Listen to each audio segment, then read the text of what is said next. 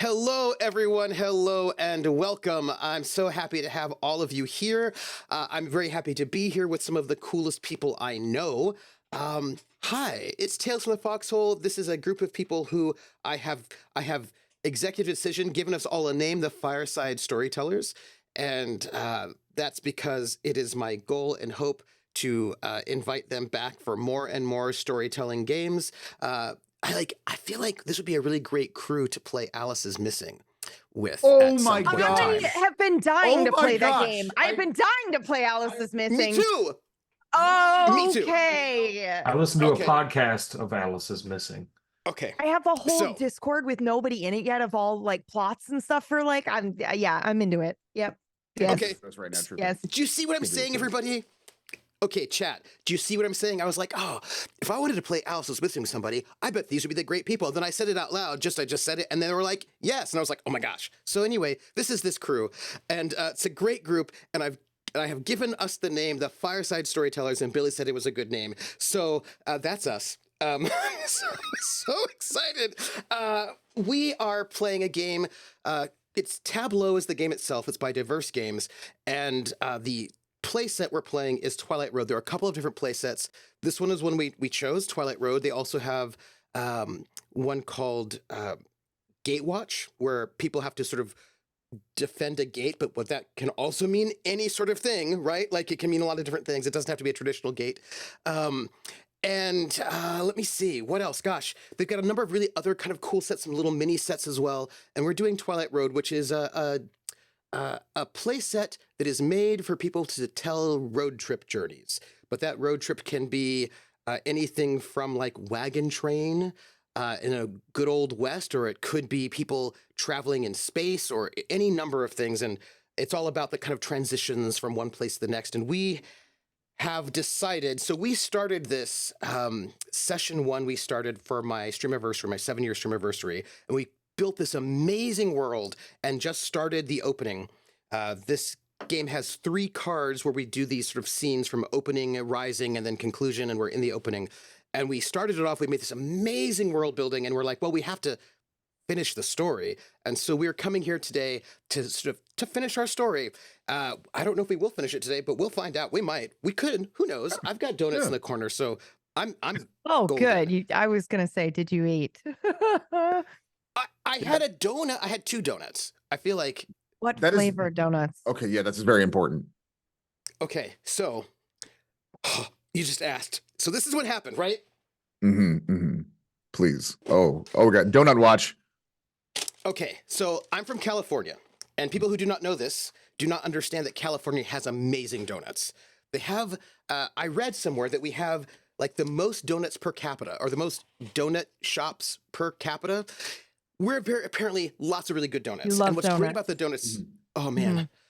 And what's great about the donuts in California is that they are like mom and pop, little like nobody donut shops. You know what I mean? Like they're not like, I mean, I suppose we do have chains, but like what we have are a lot of these little like mom and pop donut shops that you just go in there and they're not super fancy, but they're so delicious. They're so good. You know, in California, our donut boxes are pink rather than white. And that's because a bunch of people came over from Vietnam in the 1970s during the Vietnam War, Cambodia, Laos, and they wanted to make these donut shops, right? And the thing is that white is a bad luck color in a number of Asian countries, and the people who were running this shop didn't want to have white donut boxes, so they wanted red, which is a good luck color, but then the printers couldn't make red, so they made pink. So boom, pink donut shop boxes. Wow. And yeah, it's really cool. Oh. And right? And I moved over here to Massachusetts, and they don't really have good donuts, generally speaking. There's a lot of Dunkin' Donuts, which is just like a chain donut shop, and it's like whatever. You know what I mean? It's like they're fine. They're just not great, but they're fine. But I found this place called Honeydew Donuts that actually make Ooh. actual Do they donuts. make honey? Do they make honeydew flavor? Oh wow, Oh those my look great. gosh. Oh wow, those look so good. I'm growing 4 sizes just looking I'm at those. salivating. Wow. Could you dunk one of these in my coffee, please? Just Mhm. one of Oh them. yeah, just Yeah, please. and so good. Now I will say one thing about donuts in New England, because I do have to give them credit for this one thing. There is a sort of donut that you can only get in the fall, Mhm. and usually from Snickerdoodle? no. Snickerdoodle. So they are apple cider donuts, and you can usually only Yes. get them from apple orchards who will Mhm. make them, right? And they are the most amazing things I've ever had. But it's not apple cider donut time, but that I'm going to give New England. Apple cider donuts are amazing, and I love them. I need they're- this. I need an they're apple cider so donut right good. now. That sounds like heaven. Yeah, and the thing is, you can usually only buy them from these like apple orchard places, right? That will then like they pick the apples and you can usually get cider and then apple cider donuts from them on these little stands on the side of the road, and they are they are so amazing. I can't even talk about it. It's like they have like a cinnamon sugar like on it, and like it's I feel like I roll like a D20 every time I pass by one of those roadside things for like fresh pie slices or anything. I'm Yes. like, today am I stopping randomly to just try this pie? yes, and the answer is often going to have Yeah, to just often be yes. always is. I still fantasize about this blackberry peach pie that I had. Ooh. Yeah, like I stopped by and I Oh. was like, "What do you have?" And they're like, "Oh, we've got the blackberry peach," and I was like, "That sounds very good. I will try it," and it's amazing. Yeah, still think about it to this day. I want that. That's okay. That's okay. So, this is us, and I'm so excited for us to tell this story together. And I thought, I should do the thing you're supposed to do. Thank you for being here, everybody. Thank you for supporting us. And the best way you can support us is by being here. Yay. If you're watching us on YouTube, do the like, subscribe, comment thing, because apparently that's what YouTube likes. Yep. Even just an emoji like fire. Oh, Yeah, they love little the emojis? emojis. Yep. Mm-hmm. oh, Give us a little I- Fireside Storyteller emoji. Yeah. oh my gosh. Okay. Well, I'm too excited right now. Also, I'm not yet partnered on the YouTube, but so if you subscribe, but I've got the hours. So if you subscribe, maybe I can get there.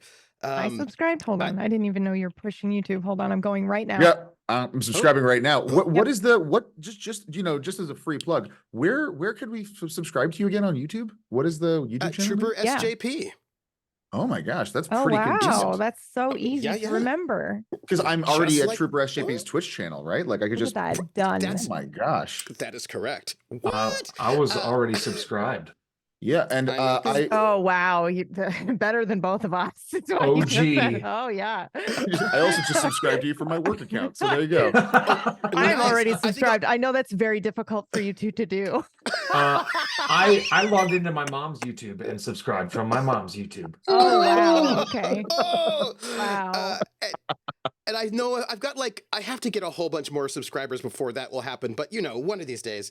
And look at let's see. me. And, hey, Cthulhu see? Confidential. Yeah. I was have you very good. all up Okay, in sorry. there. And then we could go and also the stuff from Table Stories also linked, because I always link to the Yeah. things that I'm in, including Yeah. like other channels, so you can go there. because I care about sharing the love. And I've got we got a Patreon, which is at Academic Foxhole, and that goes to pay for the casts, because the cast should get paid for all of the psychological trauma that happens here in this space, or just for their cats, whatever they want. And I think that's all of that. You can retweet if you like, but I want us to introduce ourselves. So if you could you just say who you are, and okay, here's how we're going to do it. We're going to do it like this. We'll say who we are, who we're playing, and then something about the world that we're in related to our character. And then we'll kind of do a recap. And I'm going to start to make it easy. Okay. So I'm troopersjp. And we're in a world where there are cities. In a world. Although I think cities may be a little bit overstated. There are settlements, places, we'd call them. Mm-hmm. Yes, there are settlements. And in between these settlements, there are the vast majority of this world is not particularly settled, but there are settlements and there are the wilds. And there are people who live in the settlements do not travel between the settlements. There are people who are traders who will bring goods back and forth, but traveling on the roads between the settlements is somewhat dangerous or fraught. It's difficult because the landscape is not fixed. Nothing in between the settlements is fixed. I imagine nothing in the universe is fixed except when people fix things by making settlements and making names and dates and times and things written down in those ways. And outside of the settlements, when you travel, you might just end up on a road that is a metaphorical road. You're on a physical road, and then you might end up in a less physical road. And there are many different sorts of roads with different sort of characters and names, and being able to travel from one place to the next and not get lost is actually quite an important skill. And my character, Noah, has a name and is the heir to the chieftain of one of these settlements, and a very hierarchical, very sort of rigid sort of settlement with a lot of duties. And my character Noah did not want to be that kind of person who's going to run these settlements, partially because, after all, his parents were never really present in many ways because they had a lot of duties to do, right? They had a lot of things to do. They could not be present in an emotional way. And he sort of believed that life on the road, because he's heard so many stories, is just amazing because everybody's free and they just travel on the road and they sing songs and everything is just so great, just living on the road outside of the settlements. And so he stole a very important religious item, loaded up with as much goods and things he could think of, and pretended to be a trader, and with a D, a trader, as opposed to a traitor, which who knows, and decided to go off on the road to sort of see what the world was like. But he did not go alone. He had his best friend slash bodyguard slash minder slash maybe not actually friend, father figure, buddy, pal, Amos decided to come along with him, and I will now toss it over to Billy. Hello, yes. I am the fellow that plays Amos, bodyguard, dutiful, friend, caretaker of the rebellious, rambunctious Noah, who in this journey has been, the universe has decided to give him also the role of the personification of the road, which means 1,000 different things. As we discovered, traversing this chaos. Amos has a strong root into doing the job at great cost. So as a protector, right, what we don't know about a lot of protectors is the things that they have sacrificed to do their job well.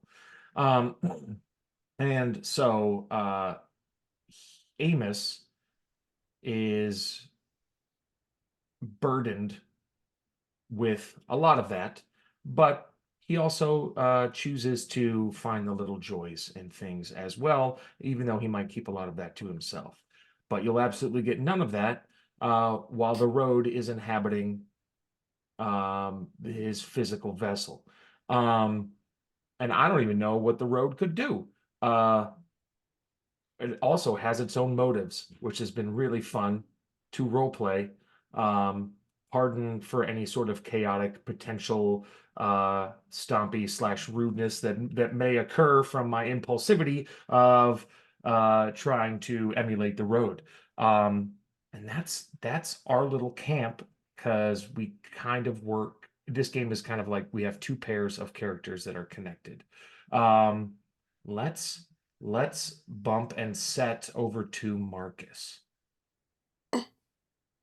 Hello, my name is Marcus. The pen just fell out of my hair. You could follow me on Twitter at Best Kind of Worst. I am playing a character who may or may not have a name. Some people call him a drifter. Some people call him handy. Most people know not to call him anything, because attachments are what get you turned inside out and what get you erased. My character has had an interesting history on the road, knows to not stop moving, because the moment you stop moving is the moment you stop. There was a town where certain bridges were burned, but I'd like to remind everyone that bridges don't have to be actual bridges. They can sometimes be bodies. And on that note, I'm going to pass it over. Hello. Hi, I'm Pumpkinberry. You can find me usually somewhere Pumpkinberry. But I play a character without a name also. I'm playing the role of the navigator / cartographer. And something about the world that is related to me is that I am either responsible directly or indirectly for an entire decade of time going missing. Either because it was rooted somewhere, or perhaps it just got swallowed by the road. Nobody knows. But it has caused me to be very impatient and with a very big drive to prove myself.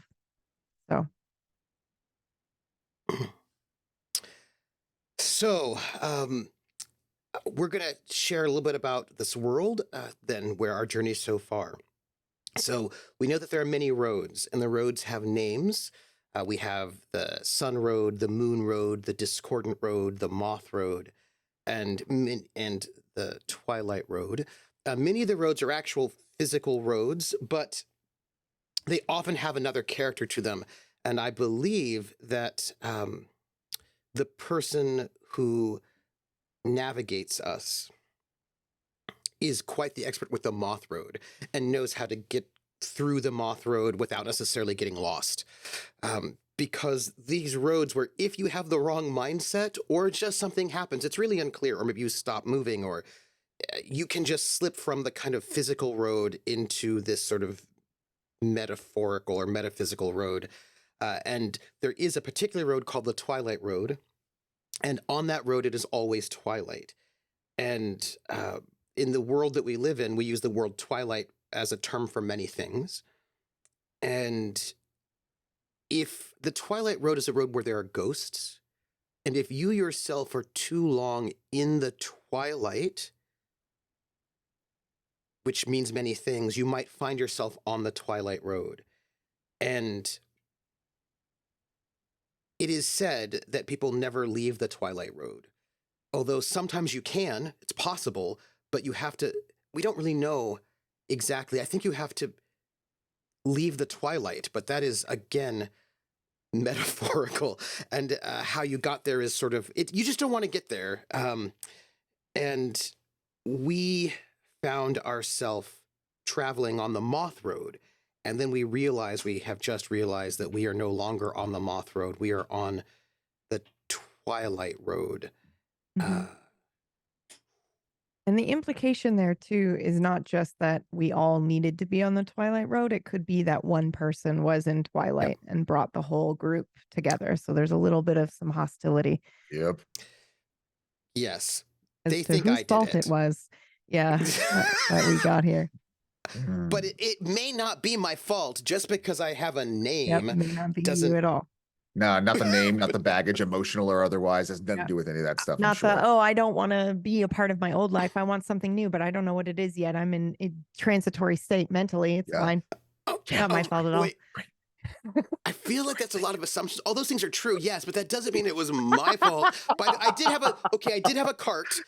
By the way, they made me leave my cart. They said I couldn't have it, and we had to dump my cart. That was like, but how are we going to bring? I feel like that's not the biggest thing we should maybe talk about, though. I think I'm pretty sure it's your father figure that did kind of walk up into the sky. I believe Yeah. took a step and then Yep. wound up going up instead. Yeah. Yeah. That may be Yeah. important. And then he Yeah. was overwritten, taken over Yeah. Yeah. by the road. Yes, because the road, because it's not just a physical space, it's also a sentience, right? It is a Mm.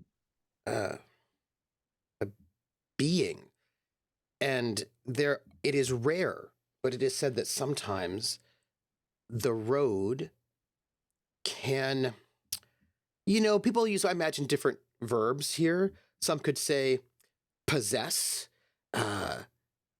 Some could say gift you with its presence. Some could say overwrite who you are and destroy your sense of self. It's really unclear, but my good best friend, who I don't know if that's how he thought of himself, is no longer. The road has taken over our friend.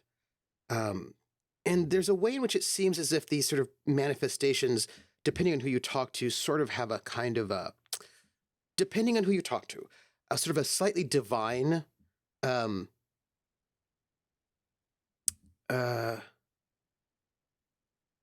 people see them as a sort of divinity or as like a spirit that is powerful and important and that should be respected, but it's also very rare that they manifest in people. So if they do, that means something important. We don't know what it means, Right, but I it means forgot about something that. important. Yeah, I remember that. It's like we don't like, and I really think it's quite unclear like what that means, but I do know that some people, like our navigator, might have sort of complicated feelings because this does not happen often. So what does it mean that this is here? Mm-hmm. Now, I believe we did have some interesting lore related to Marcus's character, because we have our navigator, but then we also have our drifter. And what is their relationship between them? We have somebody who knows where they're going, and then somebody who upends that, I suppose, in certain kinds of ways to keep us. Yeah, I think that we had talked about him somehow being a mechanic of sorts, or Yeah. a repairman of either the road itself or reality, or what have you. Should we get lost? I will say that I do feel like I trust him implicitly, because he wouldn't be here with this much experience if he didn't, and I don't think much beyond that. And I think we've also established, we established that we had worked together multiple times think because so. we keep getting out. Like we've made the connection of like, we're going to work together, but we're not going to like get to know each other so much because that's the danger. We are pros. Yeah. We have our own reasons for not talking. So Yeah. why would we start talking about this on the road right now? Yeah. Yeah. And I think it's just one of those things where I see him and I have a little bit of relief of, oh, I know that he's good and he will get shit done. And then I don't think about him. I push him out of my mind. So that way it's not endangering either of us. That is why we get along. Mm-hmm. There is a thing that we discerned that I thought was very interesting, that how your mind is oriented can impact the world. Yes. So what this means is if your mind is in stasis, it can petrify the world as you walk through it. That's right. So, yeah. So the people who live in the settlements, they have settled minds, stasis minds. I think they would probably call it settled. Stasis seems maybe, maybe that's what we judgy. say about them. They're in Yes. stasis.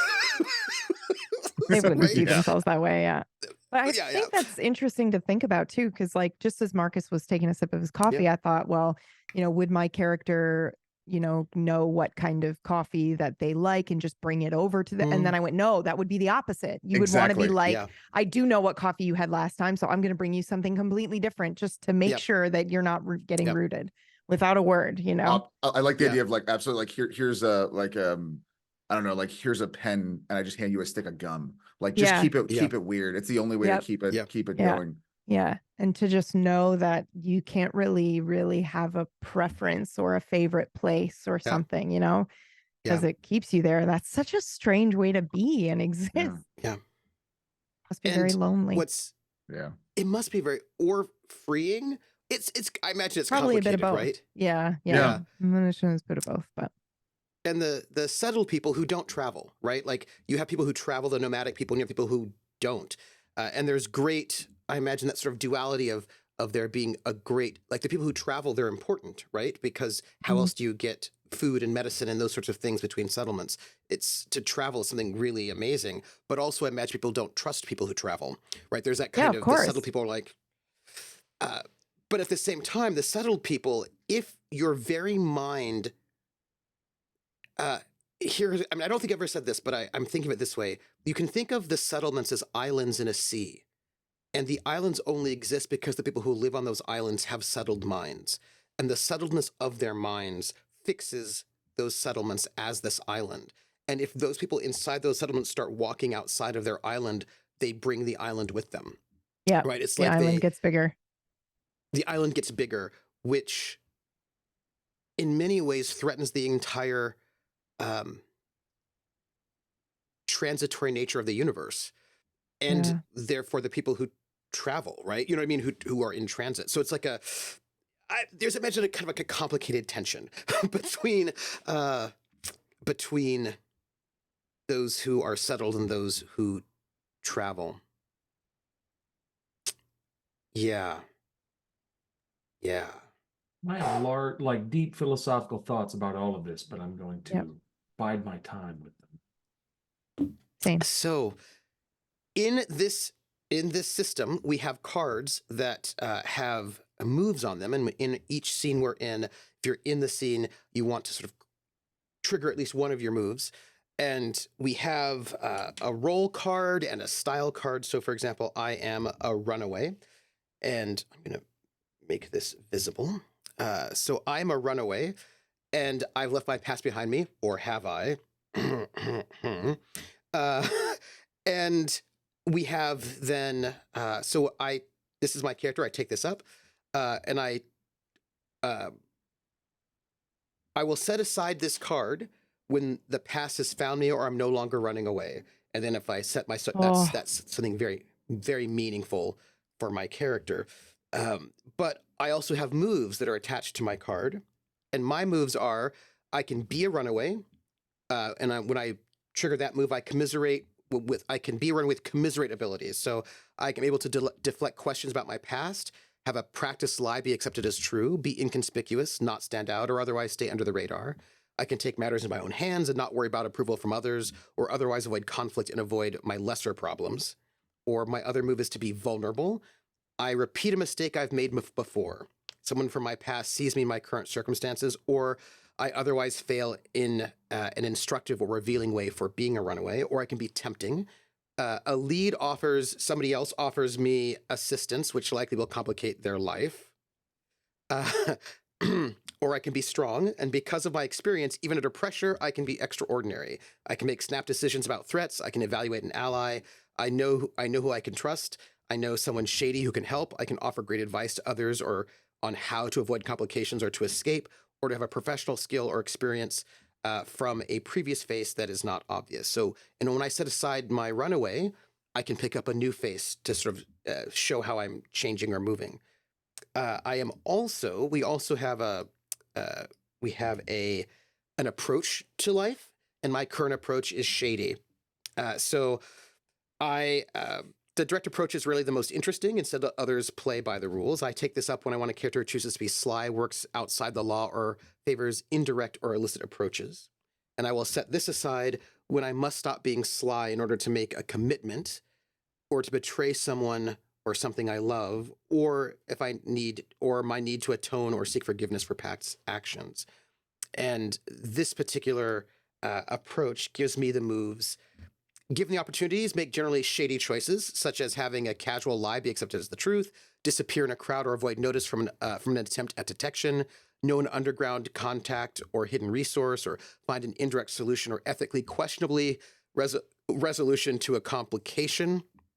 I can be vulnerable by revealing a piece of my past, flaunt my ill-gotten gains, trust an authority or adversary, betray an ally, or sacrifice something I care about to gain an advantage, reject a tempting crooked offer, or otherwise fail in being instructive or revealing way for being too shady. I can be tempting by transferring a risk or consequence to another lead, one of my fellow players, either openly or in secret. Or I can be strong because of my experience in being subtle and sly. Even under pressure, I can perform extraordinary feats such as deceive convincingly, evade a sustained effort at detection or capture, misdirect attention to give others more time, or break the law or rule with style and get away with it. And so those are the ones that belong to me, but there also are moves that belong to the Twilight Road, to our scenario. And so each one of us has those, and we can put those things aside and pick up new ones when it is time and relevant. And we are currently, there are 3 cards that sort of lay out the structure of our story. And we are currently in the opening of our story, which, let me flip this over so we can see it, all of us here. So our opening beats, this is where we are connecting yourselves together. And we did 2 of these scenes before, and we're going to do 2 more. And we play this, right? Somebody's going to be the director, and they're going to go and choose a scene. They're going to set a scene and choose who's going to be in that scene. And then we just sort of go do this for like 5-10 minutes. The director decides when that scene is done. And we're going to learn things about ourselves. And I believe PB has been the director, and I believe I have been the director. I think, which means Marcus or Billy have got to be the director next for our opening. Oh, wait, sorry. Hold on. I just want everybody to know that we also have a map that we've made. We are currently traveling the Twilight Road. We are right about here where we realized that we're now fully on the road, but we started off on the Moth Road. We passed the Festival of Flying Lanterns, the town of Silverduck, where some people burned some bridges. There was another small town where we realized something was perhaps wrong. We found the Tavern in the Desert, where I wanted to sit down and have a sausage, but they got really mad at me. Yep. Yeah. Yeah, it was very distressing. I don't know why. And then they got mad. I wanted to call them names. Anyway, not bad names, just names, so that you could. Anyway, we're on the Twilight Road now. We know it. Yeah. Who's our director? We were on the Twilight Road Beats 2 card, correct? Beats 1. Beats 1, okay. Oh, I'm sorry. It's number 2. That is correct. It's the opening one. Yes, I see that. I see that now. Okay, I'm on the right one. Okay, Yep. Looking into this. So I need to figure out a location, and I need to pull up multiple characters for this. Okay. And on the back of that card are one of the prompts you can choose. Okay. I'm going to read through this. Actually, I don't think I was the director yet. I don't think I don't think you were, because you were in the scenes. I think, and Yeah. was it just PB? Because I think there was like a little nagging in the back of my head that said I might have been it. I once. thought it was you as well. Yeah. Yeah. Yeah. If I Billy, was going to it's guess, you. I thought Yeah. you and I were the directors once. Yeah. You're right. Okay. Because you said the moment we realized the road was that we were, no longer on the Moth Road, I think. Yeah. Either that or that was mine. I can't remember, but I know that. I feel like you were the other one. Yeah, But I think could so be too, wrong. actually. No, I think you're right.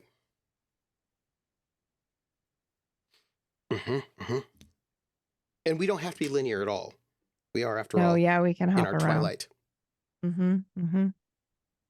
But I have this. I don't even know if this is because I'm still. I apologize. I'm still kind of learning through Sure. this game. Mhm. So I'm curious. I don't know if this is something we can do, but I am curious about a prior traveler of the driver. Someone having gone with the driver at another point. Absolutely. Someone who's no Oh. longer here for whatever reason or not. Yeah. I am very curious because there doesn't seem like you wouldn't Okay. have a whole lot of experience with some of these other characters, but me right now. Yep. But so Yeah. I'm like, Yep. what has led you here? What is Yep. I don't. Yep. That might be too open of a question. No, But I got it. okay, Yeah. awesome. Yeah. And you can Good. choose who those people are, because as director, you can say, here are some people, and you can give us some of those people to be, or you can be them. Like this is director gets carte blanche. Well, it would be interesting for me to tell you about this past person, but everybody that is currently on the Twilight Road is present. Like if that's my goal in the Yeah. scene is to tell you about it. Yeah. What if you were happened to be traveling with someone who was completely out for one reason, sleeping, completely unconscious, took some drugs, passed out, whatever you need to be. So you knew that they weren't going to hear you. Maybe you just kind of told a little bit of your story as like some to kind of that way person? to let something out. Well, to their sleeping husk. Ooh, yeah. But like Okay. just be a moment of weakness and needing some kind of acknowledgement of self, maybe. I don't know. I don't know. Yeah. I'm not trying to give you too much direction. I want you to play No, with this. that's cool. I will use that, and then I will also go with the other thought that I had. Please, God. Yeah. Okay. Cool. I'll do them Now, both. it says here that this beat can end by establishing a new open question based on it. So this scene with our drift with our navigator ends when we get a new question. What kind of Okay. question? Well, it's one that comes from whatever happens here. Okay. All And I right. have to make sure we Okay. write down what our questions are. Yeah. Okay. Yeah.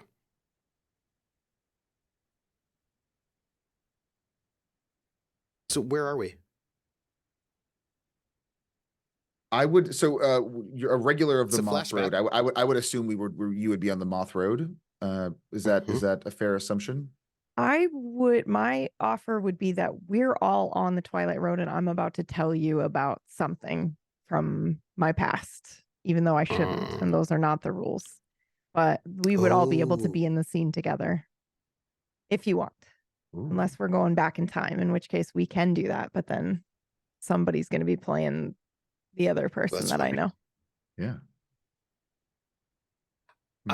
I like Marcus's original thought that it's in the past and it's somebody else that you know, right? That there's some other person that you've traveled with, that you know that is not here with us, and I don't know what happened to them. But yeah, we can just establish opening questions, right? Okay. Sounds good. Who's playing the person that I know? Somebody roll a 1d4 or 3 or 4, I guess. Where's my dice? Yes. Marcus is our director. He gets to pick whatever he wants. He's that's true. ultimate That's power. I'm gonna roll the cigarette holder, and it says Billy. Oh yeah, that makes sense. Yeah, I remember. Wow. I remember those rollers. The ones that just had my name on them all over. Yeah. It's absolutely thing. Right next I to would the love candy cigarettes. If you would be willing to, Billy, I would love for you to fill in the Absolutely. scene for this person who is a void, I guess. And where would you like to? So, where would you like to be traveling on? I don't remember where we came up on. Okay, so we're on the Moth Road somewhere because that's where I'm very knowledgeable, I think. And we'll say we're by a campfire that somebody else has lit, not us. Yes. But it's not like a traditional campfire that you would think, with the flame. I think the flames are maybe silver liquid, like in a mirror. And so they dance like that. Oh, I love that. I love that. But we didn't light the fire. So we walk up and we see that on the side of the road. It's like an interdimensional point of rest. Yeah, like somebody rested here, like a save point. Like a bonfire. Yeah, I was thinking like a silver bonfire. Yeah. So maybe those are really rare and you can stop and have a moment of rest. Yeah. No, I like that. Okay. Yeah. Cool. I really fucked up my ankle back there. Well, look. You see it? Wait, No, pain's here. kind of Move all this way. consuming. Move, move, move, move, move. Okay. Now look. No, See? okay. Yeah. Is that what I think it is? What do you think it is? I think it's a fireside. I don't think I've ever seen one of those before. Well, I don't know if I have either, but I mean, that fits the description, right? It's like the moon, Yeah. waves, moon waves. Everything's going. a risk. I'm going to check it Okay, out. all Come right, on, all let's right, go. all right. God, wait up. Sorry. Do you want me to help you? Like I can lift? Please. Yeah, okay. I hate to Arm up, ask it of over. you. No, Okay, it's okay. I okay. got you. Okay, all your weight. There you go. Mm, Okay, maybe not all of it. Maybe like okay, yeah. 90% of it. Yeah, This okay. sucks slightly less. Good. Well, if that is what we think it is, then we can stop for a second. Okay. Here, set you down. Okay, nice and slow. Thank you. Be careful, careful. Yep. Oh, I'm being as careful as I can be. I know, I'm big. Sorry. Okay. Okay. Oh, thank you. Mm, Smaller in person? Like, a lot smaller. looked like it was so much bigger from back there. So small. Light plays tricks, I guess. I guess so. But do we want to risk stopping? I mean, if it's true, we can, but what if it isn't what we think it is? Well, then I guess it'll just be over as quickly as it started. And if it's over as quickly as it started, and it's over, do we really have anything to worry about if we can't do anything? You're absolutely right. Worrying in itself is a way of grounding. You're absolutely right. And I put my pack down and I sit down next to this fireside. I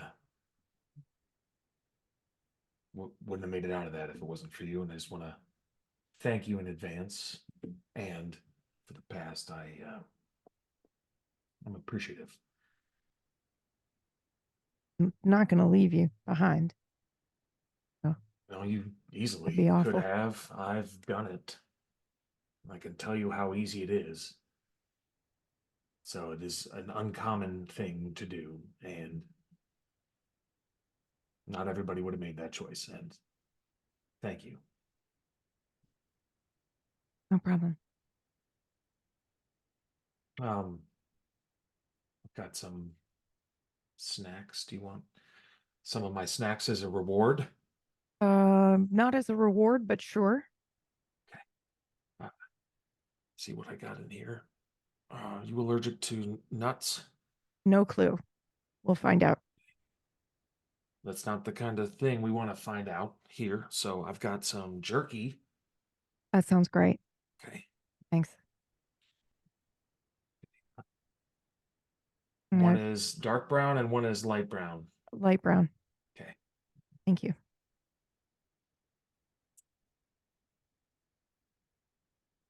So, why are you traveling? And I look around nervously as if even saying the question is going to get us in trouble.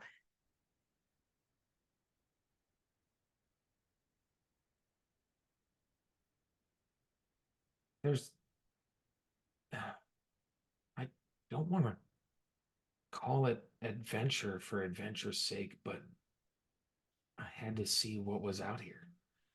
Yeah. I don't understand any of it, but I just couldn't stay in town any longer. I felt like I was rotting.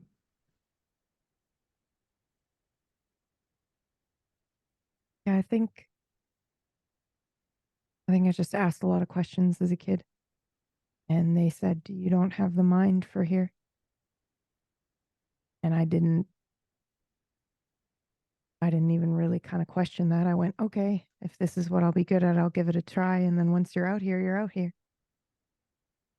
And I think the tragedy is I don't even really have time to think about what that means, if I even still like it anymore. Do you have a name or Myra. Steve? Nice to meet you, Steve.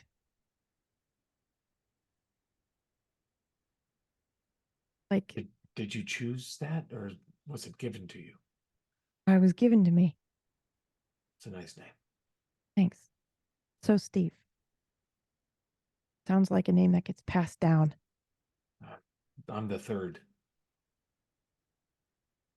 I mean, Stephen H. Redford the third. I'm not The even like, third. it's not even like an original, it's like a hand-me-down at this point. Yeah, I think mine was just a way to stand out or be different or something.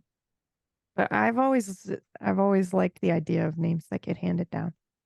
Like you were special enough that they wanted to give you How- something that existed before. Yeah, I mean, that's a neat way of looking at it. It's just that when you're living in it, it's kind of different. I guess I can't help but romanticize that kind of stuff now. Yeah, it's kind of strange because I was also thinking Myra sounded like a song or an instrument. Something, Oh, it's got this musical quality to it. And I don't know if you think that way. It's just what I perceive about the word Myra. that's kind of cool. I don't normally get to hear what people think about the word or think about stuff in general. Yeah. I mean, we can talk about abstract thoughts while we're traveling, but I don't get to say what's your favorite color or, what do you think about this? What's your favorite place that you've been to? What have you seen? I In town, that's all we do, and we get the same answers every time because nobody's been anywhere. And so it's almost like if you know one person, you know everybody. Yeah, but we don't know anyone out here. No, I don't even think we know ourselves, do we? isn't that what's exciting about it, though? Is that you can discover that. I mean, can you discover that? I can't even really think about it. I have to go from one place to the next. I'm not, I remember what people used to say about the travelers and that they don't ever experience life. All the small moments slip them by. And when I first started traveling, I thought that's not at all true because every bit of my existence is small moments from one to the next, but you don't get to reflect on any of them. You don't get to be present in that moment for longer than that moment. And then what's the point then of living that moment if you can't reflect on it? I thought for sure the point of existing was to exist and be present in this moment, but without the ability to look back and think about what that means and reflect on who I am because of that moment, then I just am, which I guess is a way of existing. But I mean, I don't have the time. I have all the time in the world, but I can't take a moment to sit unless we're here apparently at one of And, these. and that we certainly are here. So Yeah. let me ask you a question. If there was a moment that you've experienced so far in your existence that you could relive at at a at a request for eternity, as long as you Mhm. wanted, Mhm. do you have one of those? What would that be? Yes, yes. Instantly, I already know the answer. Monochrome Road. There's a waterfall that goes up, and it looks like diamonds sparkling in the sky. It's incredible, and it goes real slow. So it's like some sort of watery wind chime spinning. That sounds amazing. And Yeah, you would just I be would in sit that there. space Yeah, I would sit there and take that and in watch it. forever. Yeah, absolutely. And think. I'd be able to think about all this stuff that I've seen and all these people that I've met. Sometimes every once in a while I catch myself wondering, like, oh, I wonder whatever happened to that person. And then I'm terrified that I've just rooted them somewhere by thinking about where they were. That's happened to me. I don't know if that's ever happened to you, where I'm walking along. I know I'm doing everything right. And then all of a sudden I'm somewhere where I was previously. And I know, oh, somebody must have thought about me just now, because now here I am. And now I have to walk all this way. Does that happen all the time where somebody thinks about you and you go to a place? I don't think so all the time, but it's happened to me frequently enough that when I find myself thinking about somebody, I'm and I got to be honest, I think we may have endangered ourselves here, because it's going to be really hard not to think back to the only fucking conversation I've had in the past 20 years. But then We'd be here. And full of regret. And I don't want that. Well, I don't think I'd be full of regret. How about this? How about in 5 years' time, we both think back of each other and we'll be here? There's nothing wrong with that, right? I can, and he'll take out a like a leather bound journal and start like writing it down to exactly like, all right, I signed my name here, and this will be our agreement. This will be our little deal. You want me to sign my okay. Okay. This is crazy. All right. I'll see you in 5 years, I guess. I hope. Yeah, I mean, do you have to go? No. I was gonna stay here for a while just because it's hard to walk. I think it was just habit. Always be moving. Yeah. Well, I've got more jerky if you've got more time. For the first time, I feel like I've got all the time. Light brown or dark brown? Dark brown. Bold. I think that is great. Is that Oh my God, that felt so good. Thank you so much. That was so fun. Oh, That was a lot. I had no idea what we were getting into, and it was just that was really good riffing. That was awesome. Yeah, it was very good. That felt very good. what's our open question? What happened to him? Oh, that's a great open question.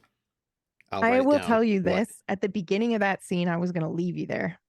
Wait, because you were like, thank you for picking me up. And I was like, I won't leave you. And then I was like, oh, it would be really cool if at the end you fell asleep and I just walked away and left you there. But after that, it just went in a completely different direction. And it's my secret hope that they meet there every 5 years and then walk their way back to wherever they were. But we'll see, I guess. And it'll be weird with how all of this world works. Yeah. Where is there? Yeah. Also, that's such an interesting concept too, that you can think back on a person and then suddenly they're where you remembered them. Like this pencil. I remember having my pencil here, and then you got to go back to that spot to pick up the pencil. Yeah. And so a thing I've been thinking about this whole time between last session and this session was like, you have all these roads that in my brain are kind of like different fabrics, right? And then when we brought up this save point thing, this like linchpin between all of the sheets of fabric. That pins it all down. Yeah. So like those chairs that have the buttons in them, like all of the fabrics go down into that like pinpoint. Yeah. And I imagine they would have to be super rare. Yeah, they must be. But also, that's such an interesting concept too, because if you happen to find one alone, that's one thing. But if you happen to find one with somebody else, you do get to have a conversation. You do get to have a real moment. But then do you? It's a curse. Because then you're going to always want to think about it, or always want to find another one, or, it's tough. Exactly. Like you said, it was your first real conversation in over a decade, maybe. And then like you have to now block it out of your memory. Yeah, so exactly. It is really, and immediately I was like, I got to go. I got to get up and leave. It's first conversation. Are you sure you don't want to stay? Okay, well, I'm anxious for some reason. It's being vulnerable, I guess. And I also did like want to slip in there just to see how this is going to affect all the other stories, is that like how binding signing your name to something. Yep. Yes, I noticed that. yeah. You were like, this will be our agreement. And I went, uh-oh. But I also think that that's what settlements are like. In settlements. Yeah. They probably exactly have like a tablet with everybody's name on it. Yes. Like town residents records. of the town. Yeah, exactly. Yes. But also, I imagine that rare thing that you get at the fireside is just what life is like every day in a settlement. Yeah. Right? Because everything is always fixed there. You can always have conversations, right? In those ways. But I had a thought, and it's tied a little bit to my character, but it's also the world, and it's about the moon. I always had this, okay, Yes. this is really weird, and I just have to tell you this, right? Please, When I was please. imagining the thing that I stole, and imagining like my mother and my father, what I imagined them, and I know this sounds very strange where I'm going to go, but I imagine a little bit kind of Aztec style, like with a big, a bronze disc of the sun as like being like the holy thing. And there's something very, if you know opera, the Zauberflöte, right? Like the sort of the patriarch is like the sun, and then you have the queen of the night, right? And I was thinking, the sun doesn't change, but the moon does.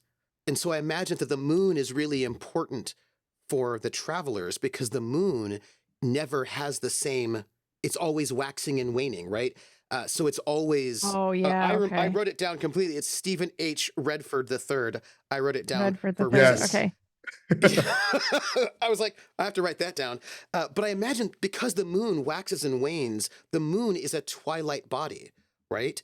And I imagine that the moon itself probably actually does wax and wane in its sort of space, right? And so the moon is probably quite important for travelers, whereas the sun is always sort of stable and settled in its thing. Yeah. Maybe the sun doesn't. Maybe the sun doesn't even move, right? Maybe the sun just stays where it is, right? And it's sort of like, because physics may not be the same, you know, like it may be that Yeah. whatever thing we're in is a thing that moves around the sun stays solid and stable, Ooh. and the planet or whatever it is that we live in is the thing that moves, right, in that sort of way. And so I imagine that in the settled communities, the sun is there's a lot of sun iconography that's quite important in the settlements, whereas the moon as a transitory thing is the thing that is so important, right, in the outside of the settlements. And I just thinking of like sun and moon as like symbolic iconography that is important in various ways. And Yeah. I imagine there's a sun, the sun is often on the kind of clothing or jewelry or adornments. Yeah, I was of just thinking settled like that. people. I wonder if we've got some sort of tag or something that Yeah. notifies that we're a traveler. I can't imagine that they're very accepting of Yeah. travelers in the settlements, but also would having a mark or a tattoo Ooh. be grounding in some sort of way? I don't think so because it's still marking you as a traveler. I was trying to think Yeah. of like a dog tag kind of a thing that can still Yeah. remain Yeah. even after we're gone, but then that's also a memory of like I think I'm curious to hear your thoughts. Please, Billy, go ahead. No.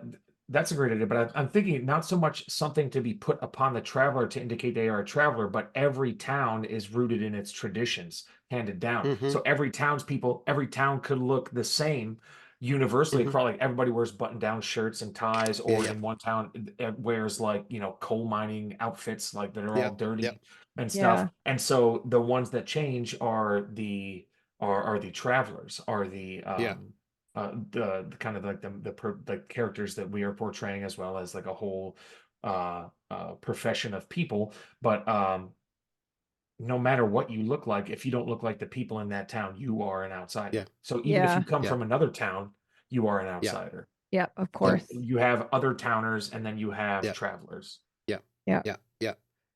I also think I would That's like so to good. establish, if this is okay, that if you think about someone and that person is in a settled space, they cannot come to you. Yes, that makes sense. Ooh. That makes sense. And Right? it's interesting to think too how that would happen if you're traveling with a crew Yeah. of people. Like, Yeah, do you end up yeah, accidentally boarded bringing away the from your crew crew? with you, Yeah. or do you just disappear? That's crazy to think about. Yeah.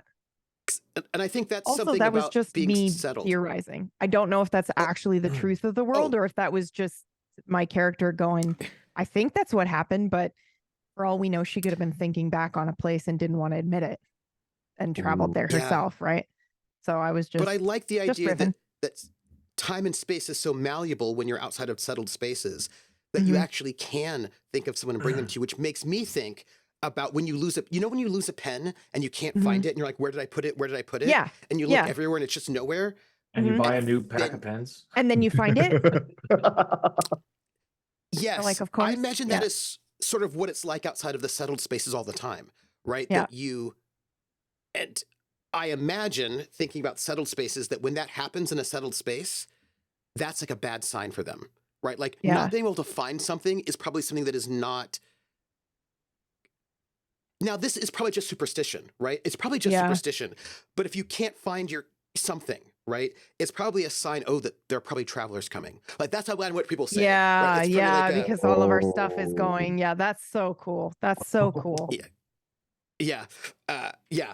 I also like the idea that the road itself, while you're traveling it, is probably the most malleable and dangerous, but there are spots where you can sit down and, Yeah. have food without it being incredibly deadly. But you have Yeah. to be able to identify what those spots are, I think, Yeah. because some of them could Yeah. be illusory. Yeah. Which is, I think, you why could it's good just that come we've to been on one the of road quite a settlements. bit. Yep. No, boo. Or you could just come to a settlement. Yeah. You can just come to one of the that's if you want a place to sit, you could just come to the settlement. And then if you stay in the settlement too long, then you really can't leave it functionally. Like, not that we would stop you. It's just that then your mind becomes too settled, right? And then it becomes no longer safe for you to travel. I wonder how many travelers end up in a town and then never are able to say they used to be a traveler. Yeah. Ooh. Yeah. I mean, how many people thing to think about. maybe want to say that they're a traveler too? Like, if does anyone? Yeah. Like, is that like, are you hiding that from people? Is that like a weird stink on you for some towns? I don't know. Mm-hmm, mm-hmm. It's scary. I mean, it's scary. The amount of Yeah. unknown in this world must be terrifying. So, like, settled spaces are really important to the people who are there. Yeah. So, and I imagine they're also important for propagation, right? Like, always traveling is not like, sometimes you need people who can do coal mining or smith. Like, there are things that you need to stay still to do, right? And so I imagine that the settlements are everything is two-sided, right? You to create antibiotics or there's so many things that you need people to be settled to be able to do. And the settlements can do those things, right? And they can sort of make those things, and those things can then be picked up, right, by people who are traveling or moving back and forth. So I imagine like the settlements are both a blessing and a curse in the same way that traveling is both a blessing and a curse. I also wonder, I mean, we might have talked about this, so please let me Yeah. know if we've already clarified this. But like the space, the settled spaces is it a constantly moving thing that there's an active like procedure for the spaces to make, like, are they keeping themselves nailed down? Are they keeping themselves anchored, or is it like, what is what settles the spaces? I think it's the people's minds. I was going to say, I everyone's wonder if mind's it's the locked into. collective idea that, So I then the remember collective the house being to the left, like everybody just remembers that that's the neighborhood, and which a is collective interesting. shot of like Mhm. everyone has to remember. So if it's not a collective action, then people start noticing things slipping in the town. So people have to get back on the same page, or kick people out, or Yeah. people Yeah. have to get moving, or Or you know how like you'll tell a story about something that you remember, and then somebody goes, no, it was this. And you go, Yeah, oh yeah. yeah. I wonder if the town changes because of that. If people are Ooh. like, oh Like yeah, a it's the house on the collective- street. But they can Yeah, live it's with blue. that. No, it's green. Oh yeah, okay, it's always Yeah. been green. All right, and then all of a sudden now the house is green. But I also think that in the same way that you never try to sort of keep your mind settled, I think in the settlements, your minds are so settled that it becomes second nature. You don't even realize it's not, I don't even think it's conscious anymore that you consciously, it's like, well, of course there are roads and houses, and of course houses don't change. Yeah. Of course they don't change. Yeah. And only Right? travelers would be like, Mhm. oh, that's not right. Yeah. That's interesting. Yeah. And that it's a kind of like dreams. Do you know what I mean? Like, I imagine, like I said earlier, like I think last time, that we don't really dream, right? Yeah. And I think there's a kind of a rigidity that just becomes how it is. In the same way that people are like, well, of course there are only like 3 genders. Of course there are 3 and only 3. Of course that's how it is. You mean, like, I think that like it just becomes what you think reality is, so much so that it's like the water for the fish. Yeah. I wonder if they get annoyed when people ask directions. Like if travelers Oh my go, gosh. which way is it? Yeah. Then they have to be like, now I have to actively think about it, and I'm putting the Yeah. whole street at risk. How dare you? No? Yeah. And I'm sure they would project, right? I'm sure, like, oh, Yeah, it's the traveler who's putting things at risk, right? Mhm. With their weird magic, right? Or whatever Because it is, you right? asked a question. Yeah. Yes. You don't ask questions in certain ways, right? This I think is that not- there's this is not like tied directly to this, but this is leading me into like a thought that I need to visualize a world where it's like everything's paint by numbers. So like, oh, this is where this thing has to go to keep us in this place. This is where this. So there's like I was trying to figure out like, would they have a mural of their town so they remember what the town looked like, so they would never have to think about the town? There's just too many thoughts I have going on. Yeah, that's I- so good. I am going to lower myself down into the brain zone while you guys continue. Okay. I think there are a lot of That's a lot of iconography in the settlements. You know what I mean? Like statues, murals, maps, colors too, like the kind of like, probably.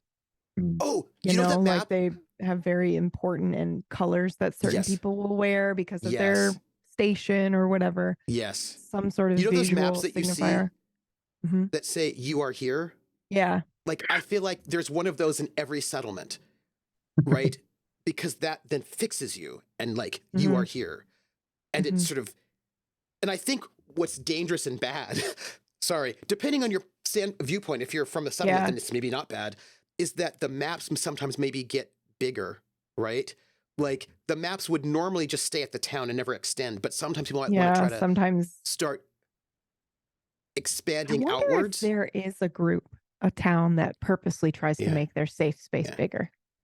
Yeah, That's interesting to think about too. Yeah. Which is I part think of the Man, danger. in a world where kingdoms and empires exist, absolutely there has to be. Yeah. Yeah. And ooh, I imagine not here where we are, but I bet in the other place, wherever that is, there are probably some like settlements that have Borders on each other. This might sound terrible, but who have connected themselves in a permanent way. Yeah. Oh. Have made permanent roads. And now there's like a map that connects two different settlements with like a permanent. I like the idea that there's permanent roads because people can then have traveled maybe when travelers go a certain route multiple times, it becomes a real road. Just because of the very nature of you doing that multiple times. And so that's probably why, you know, there are probably some really old school roads that have been there for a very long time before travelers knew don't take the same route twice. Yeah. And I imagine that there's a lot of mixed feelings about all of that, right? Because that means then that somebody who's a settled person could probably travel one of those roads if their settlement is connected to another settlement through one of those permanent roads, which crowds out the travelers, right? Because it's maybe not the safest road for a traveler to be on. Or it's absolutely not the safest road for a traveler to be on, but also the idea that, you know, you can have townsfolk traveling from one town to a whole other town if they want, as long as they're using one of those old school, you know, roads that are traditional. But then that brings up the question of like, why do the travelers travel and why are they so afraid of making the roads permanent? Well, we know that why would the settlers be afraid of making the whole world that way? Or is there like a religious group that's like, we want the whole world to be settled? Yeah. You know? So like we established that Noah was passing himself off as a trader, right? Who was going from a town to town. So he's passing himself off as one of the people that would take a travel. I think that where we're at is probably less settled, right, than some of the other parts of this place. But I do believe that settled people want everything to be settled. I'm sure that there are, maybe not all of them, clearly, but I imagine the idea. Oh, sorry. Please go ahead. I like the idea that they find new advancements in either magic or technology sometimes out in the world, right? Because that makes sense. Yeah. Because it's not settled. And if you can't conceive of it, then it's not going to exist in this world. So some people are like, yes, I love that my town is settled, but we need the travelers because they bring us medicine or they find new things that make our lives better and save people and stuff like that. So that's kind of cool to think about too. And I think there's a tension, right? In the sense that I think that there are perhaps really religious groups, there are factions that want to settle everything. But the problem is that in order to have the thought that you should go out there and settle everything, that actually causes you, that's actually not that settled. That's not a very settled thought, right? So I actually think that the people who want to go off and settle everything, that's kind of like a Twilight thought. I imagine they probably get lost on the Twilight Road quite often, right? Because settled is to stay where you're at rather than to expanding is not actually settling, right? So I think that any kind of settlers who wish to expand things outward, they're already a little bit, they're moving into a twilight. Do you know what I mean? And I think that that's, and maybe some of them go off in their like groups to go like in their covered wagons or whatever to go settle, and they never come back.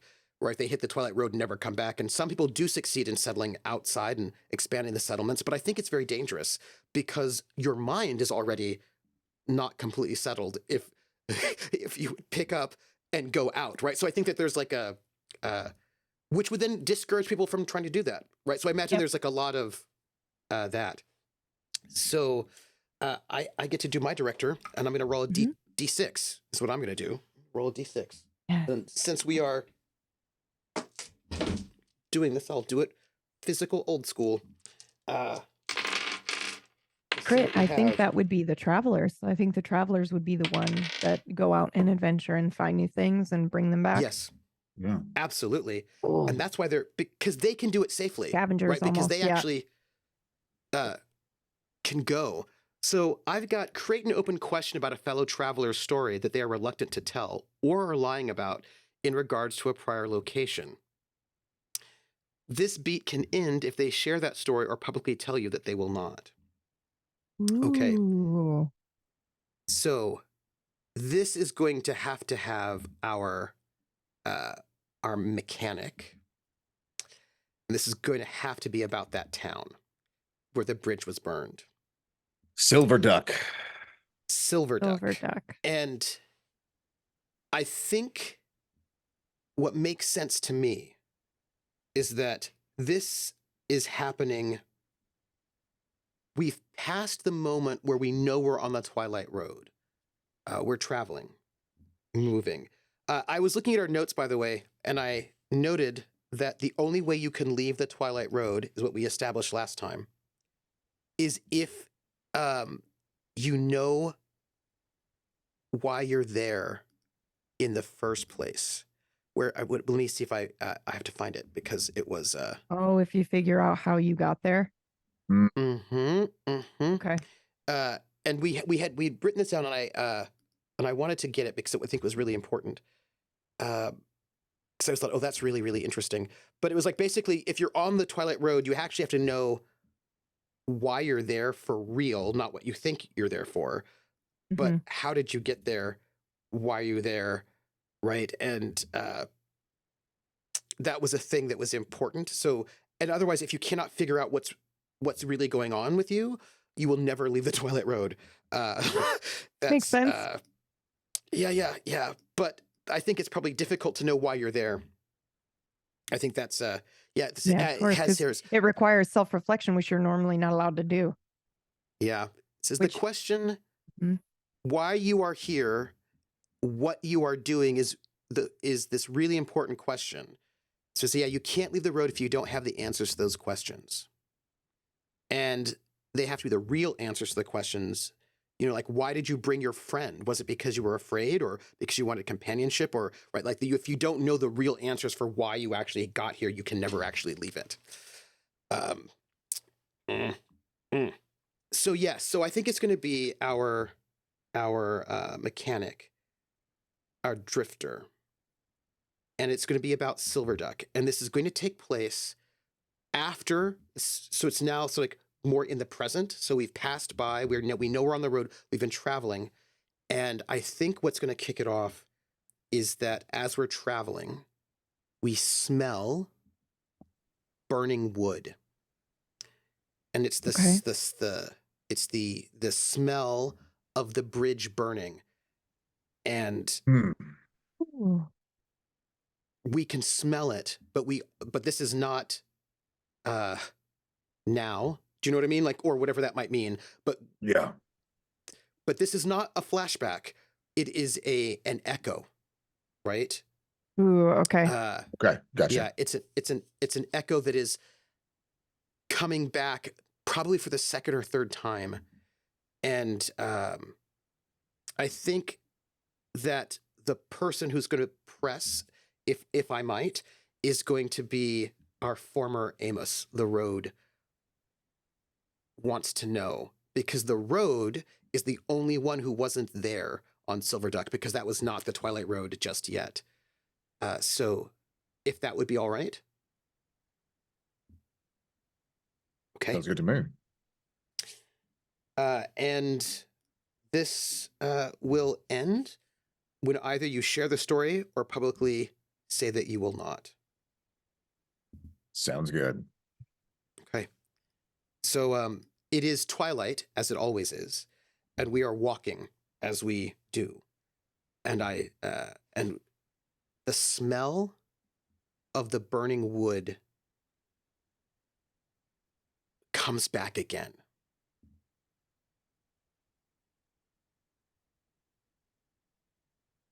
Ash.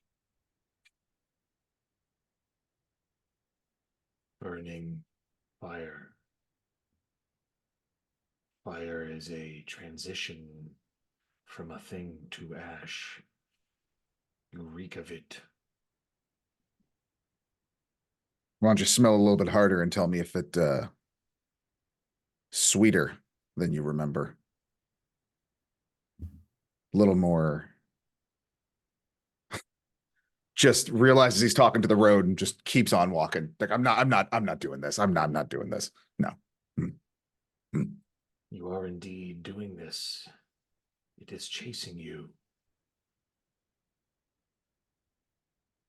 Nothing can be chasing you. There's nothing following you. There's nothing out here. Keep moving and keep quiet unless you're telling us where to go, please. Starts pulling out a couple of things and just tinkering with them from his bag. Navigator, I recommend we shift direction towards the scent of burning wood. We must go here. Why? Because if we are running from something that limits our course to a direction we cannot go, and so we go that direction. Okay. Break free of a chain. Yeah, okay. Somebody actually told me once that they'd heard somebody who'd survived the Twilight Road said that you do the opposite. When you're on the Twilight Road, I mean, you're supposed to not move all the time.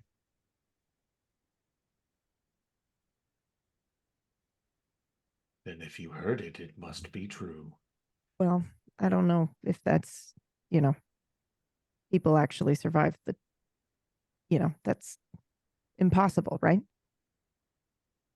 My drifter throws what he was working on the ground and just kind of puts his hands up to Amos's chest and just thinks about pushing and just, what are you doing? The road weaves as the road wills. Oh, so it's your will. It's your will now. This is fun. This is great. This is exciting. Okay. Yeah, just go. Let's go. Let's go. You are It's happening. trembling. I'm trembling. No, I am fine. I am fine because we are here and the ash is starting to the smell of the ash. You guys can't see it, but it's starting to just burn my eyes. Okay.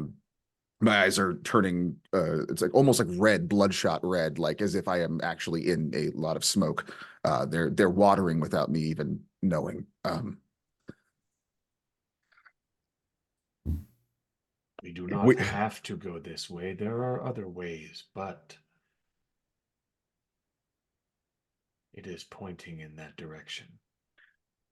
I mean, he's been kind of sort of helping me guide through here. I've never been here before. He hasn't steered us wrong yet. Is this the way out? The choice is yours. The choice is mine. To revisit things that I'm not supposed to revisit, because every memory we make is a grenade filled with like emotional shrapnel. So you want me to revisit some of this? Is that right? We could just go. Why don't we just go? Then maybe I'll get stuck. Maybe I'll get stuck. Let's do it. Let's go. Let's fucking go. Nightmare Let's fucking Mary. go. Okay, calm down. Because the more angry you get and the more emotional you get about this, the more you're going to think about it. And then maybe we will get stuck in your worst nightmare. No, you're right. I am sorry. I feel like I can't breathe. Yeah, probably because you can't, because we're not allowed to think about these things or process these things or feel anything beyond the moment that it happens. So I get it. Believe me, I understand. This is probably incredibly painful for you and you've never been allowed to think of it. But we might have to. Well, I will let you think about it. I'll let you both think about it. I'm along for the ride. I'm going to make sure we don't get any more trouble than we already in. Why don't we just keep on rolling? I This believe is I a have strange state. I believe I've successfully used a move. Do I say something now or do I just Go ahead. continue? Okay. The move is to convince another lead that your plan is the best, even given the Nice. risks. Okay. Okay, Okay. so I will go in the Okay. direction of the burning fire. And I think probably at this point, ash starts to fall from the sky like snow. Mm. I guess this is the right way. I wipe away some of the ash from my face and it smears but blood. Oh my God. Oh, Wipe it off. It's not my blood. I hand Is you it a mine? I handkerchief. look down to see if it's my blood. I'm so scared right now. I hand you a handkerchief. Here you go. Okay. We've been here before, huh? Toss it back at you. Oh, thanks. Typically, we try not to think about places we've already been. You just let it go out of your mind. But again, somebody told me you do the opposite when you're on the Twilight Road. So I don't know if that's true or not. How I guess can- the theory is that if you do manage to ground yourself, you'll ground yourself off of the Twilight Road. You know, maybe the reason why people never get off the Twilight Road is because we're travelers and we're taught to always be transient, so we never leave. You kind of see me realizing something from Noah. I grab Noah's the handkerchief that they handed me, and I start ripping it to shreds in individual ribbons. What are you doing? Are you Pulling gonna a make something? pen from his book, starts doodling, pulls a piece of the pen out, adds it to this, wraps it around his hand so he has this almost kind of like pen thing with the streak down the gloves, kind of like almost just wrapped around his hand. I don't know if I'm going to tell you what I'm doing, but I've been here before. I'm taking precautions. Caution? Should we take precautions? Wouldn't you not take precautions? Anything can, and anything will happen. Is that good? I have no idea. There isn't good here. Just to be clear, where you have gotten us. And I am sorry that we are here, but there is no normal, there is no clear, there is no understanding. You have to keep on keeping. Okay? So we're gonna go here. Everything's gonna be fine, but I'm taking care of myself, okay? You don't need to know this shit. I'm fine. We're fine. We're good. Let's keep moving. This seems very pointed. I don't know what's happening or what happened in your past exactly, but my father always said that if you have something in your past, you have to confront it, and then you have to settle it. And once you settle it, then it can go away. Let me ask you a question. Where's your father right now? Because I know where Well- mine is. He's nowhere. Mine's back at the settlement And where are you? on the Twilight Road. And why are you on the Twilight Road? I don't know. This happens, right? That's the story. One of us brought us here. Maybe more than one, but at least one. If you have attachments, you get stuck. Now we are here and I have to confront. I have to reattach myself to something I left myself drifting from. I don't like to talk about these things because these things are what result in everyone around you winding up gone. So for me, I'm not.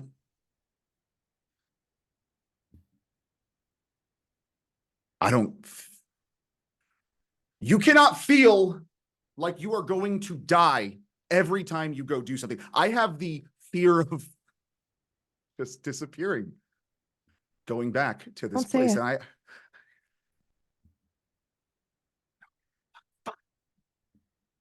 you're right. You're right. Perhaps a way to think. Fire helps things transition to ash, but what does ash transition to? Bricks. What? Bricks. Use ash to create cement and concrete. So ash is not the end. I look at Noah strangely. Like I think it's an expression of guilt, maybe a little bit. Like I misjudged you. I don't think the way you do. There might be a good reason to have you here with us. Oh. Well, if there's something here where we're going, we can work it out. Then it'll be done. And then you won't think about it anymore. Well, you have to understand for us that we spend our whole lives not thinking about things, so The, understandably going to be incredibly difficult for any of us to do that, especially our mechanic here. the road looks at the mechanic. It is still your choice, but there is a transition from ash if you choose it.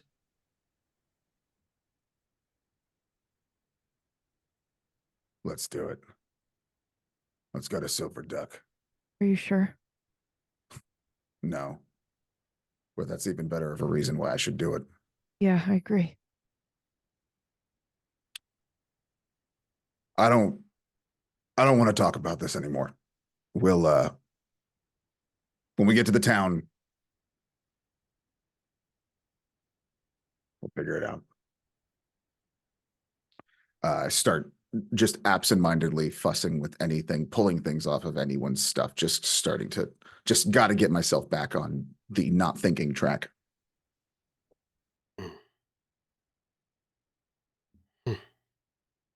I feel like that's the scene. Yeah. Yeah. Okay. It's such an interesting concept of like the only way forward out of this space is actually thinking about things you might regret or whatever that you've been unable to think about, and how difficult that must be to go against every single impulse in your body, which is don't think about it, don't think about it, don't think about it. Okay, well, Very cool. I feel like we can move to the next card, yeah? Yeah.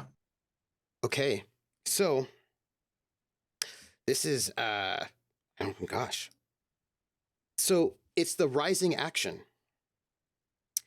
The traveler, least in the spotlight so far, starts off as the director.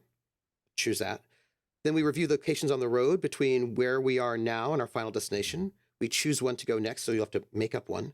The storyteller should take up an appropriate setting card for it. The director chooses one rising action block on the back of this card to focus for their scenes. Pass the director roll after each scene. Storytellers should use their story cards at least once in each scene, optionally switching them out between scenes.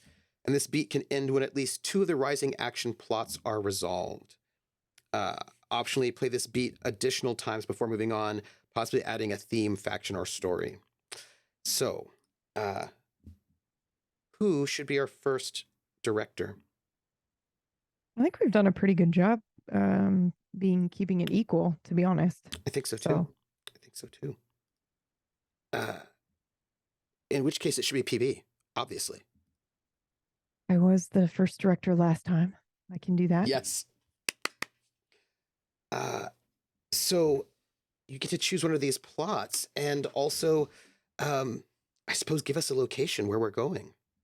And this is the Twilight Road, which, can you ping the card for me? Right there, the middle one. This one. Okay. Yeah. Thank you so much. Of All course. right. Travel to a new location and take up an appropriate setting card. Ooh, okay, so I can pick any one of these? Mm-hmm. Oh, I'll roll 5. Inspire a traveler by personifying someone who's living their passion that the traveler may wish to learn from them or emulate, or someone that serves as a cautionary tale. Okay, that's interesting. I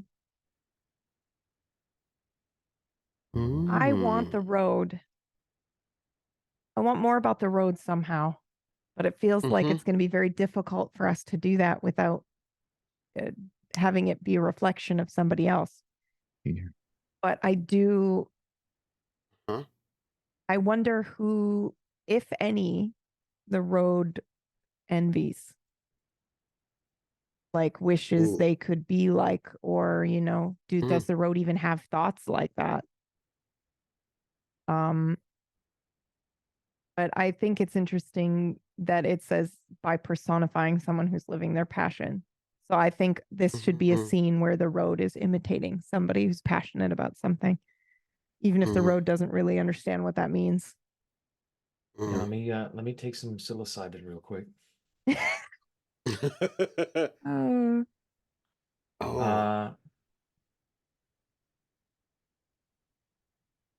I don't know if that sparks any ideas in your mind. The fabrics are coalescing. Okay. I would like to do, I realize now, I would like Troop to be in this scene. You're going to be playing probably the person that is either inspiring the road or is just engaged with the road right before the road switches and comes to our party. It's literally the moment before that happens. Yes. So yeah, it can be a conversation. It can be whatever you guys want. But I think whatever happens here stays with the road somehow for some reason. This is before Amos becomes the road. The road becomes Amos. The road, it's right before the road becomes Amos. Yeah. So maybe potentially the conversation leaves the road feeling a reason to take over Amos. Okay. But could it be at tea in the forest? Yes. Tea time in the forest. Tea time in the forest. And I like the idea that you are a traveler who's literally never left. You're one of the travelers that's stuck on Twilight Road, but you're happy to be stuck on Twilight Road. So occasionally the road comes and converses with you over tea. What if I am the Moth Road? Oh, okay. Yeah. All right. Yes. I accept this gracious offer. Yes, I do. Okay. And the scene ends when it doesn't say when it ends. Do I just decide? Yeah. Okay. Okay. I think the scene ends when we feel like the road decides to take over Amos. So Amos is in this scene. Twilight Road is in Amos this is not there scene. yet. No, it's Amos just the is road. not there yet. Okay. It's you and the Moth Road personified are having tea.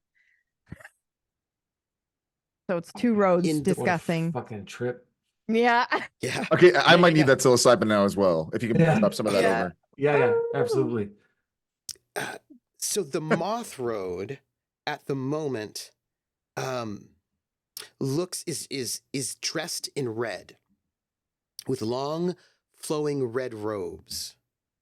And the Moth Road is also fire because of the Festival of Flying Lanterns, right? So there's this sort of like red robes, and I think the hat, the Moth Road is wearing a hat, kind of like one of those uh,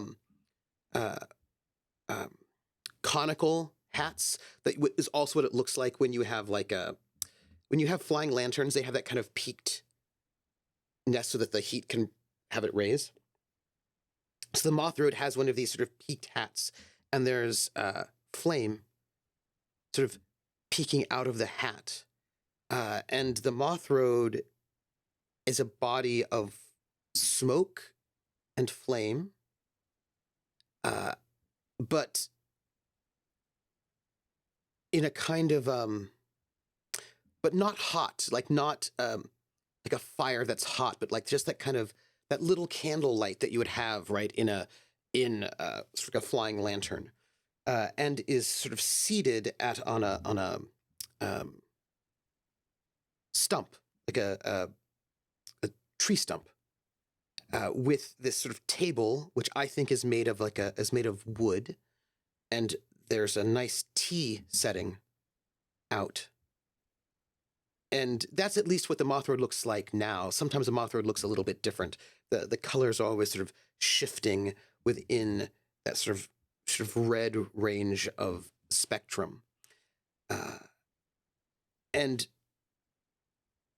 their hands are smoke, so of course they sometimes are big or small, and they sometimes don't exist until the Moth Road needs to sort of pick up the teacup.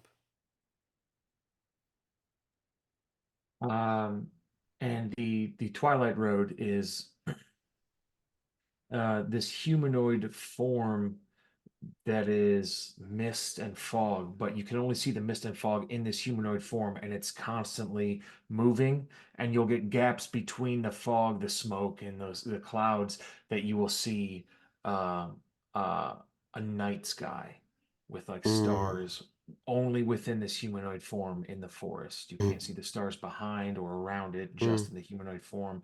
And this elongated body is shifting, but like 15-20 feet tall, just this scarily human but not human looking. And the head area is reminiscent of like the elongated Easter Island heads. Yeah. Yeah. And the Moth Road is quite small, right? And the robes themselves sort of look like a rectangle sometimes, right? They're sort of like a lantern, but then also sort of a being at moments that's sort of shifting back and forth. So, how is time with you? All times? Time is just as much a mystery as it was before. How is time treating you, young one? My children are well. They are traveling. I feel elated, repaired. I feel renewed.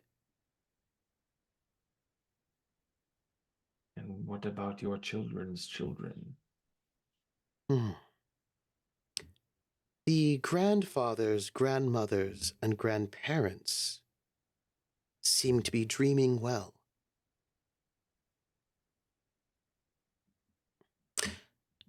I am missing something. Are you also missing it? I feel nothing and everything most of the time. I cannot define if a thing is missing. I'm missing a blink.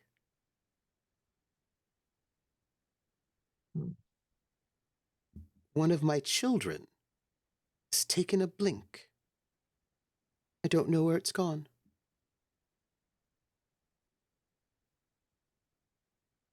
What does that mean for you? Small tear. sure it is not too bad.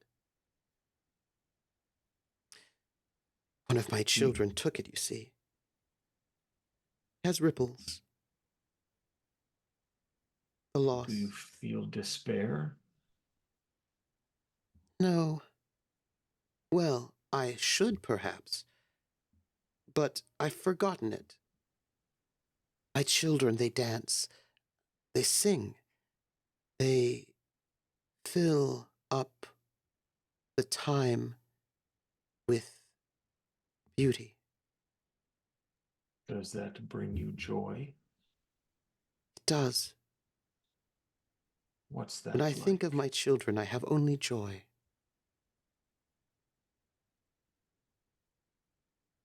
What's that like to have children feel joy?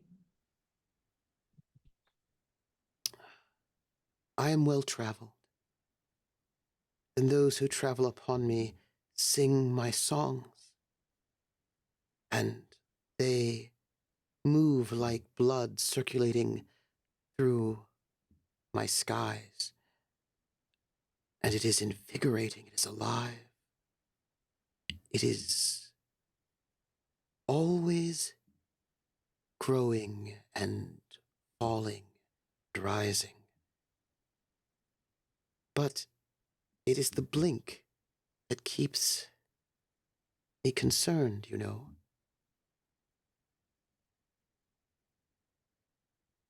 One of my children stole 10 blinks. 10 centuries? 10 continents. I don't always know the difference between time and space, but took it and won't let it go. And I cannot. Something's missing. Would Well, you like it back? I think I need it back, or else, well, I might dissipate.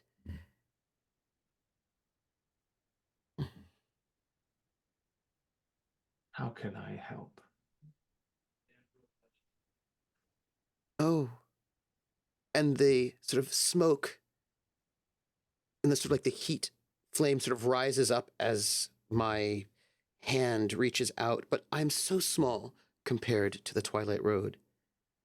Oh, you have some trouble coming, it seems. Oh, I can feel it in my left. There is a trouble coming. Something that might undo you. Yes, my children have told me, they have let me know. I must set off the lantern so they know. You have trouble coming. Dear one. The Twilight Road will look, and the smoke and the fog will coalesce into sorrow, and he will say, "Would being undone be the worst thing? All there If is until it is not. indeed, I am curious about being undone."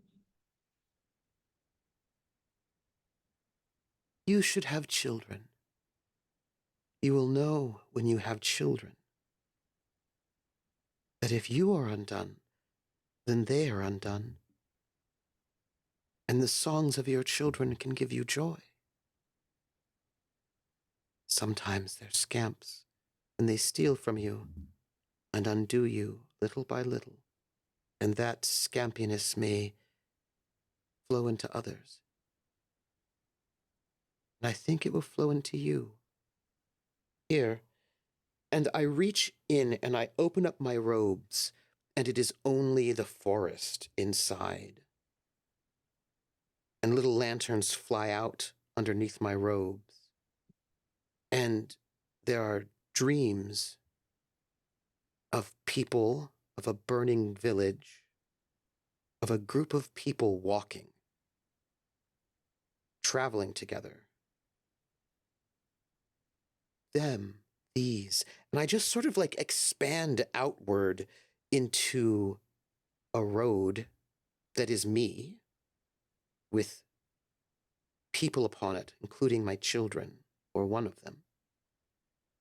Here, this is where the undoing is traveling.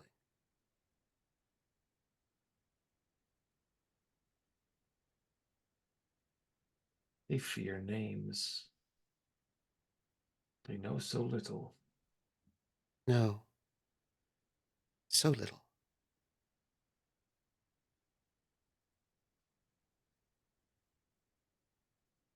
They should dance. Who would you like me to pick, or shall I pick? Right there. That's so good. That's so good. That's fucking trippy.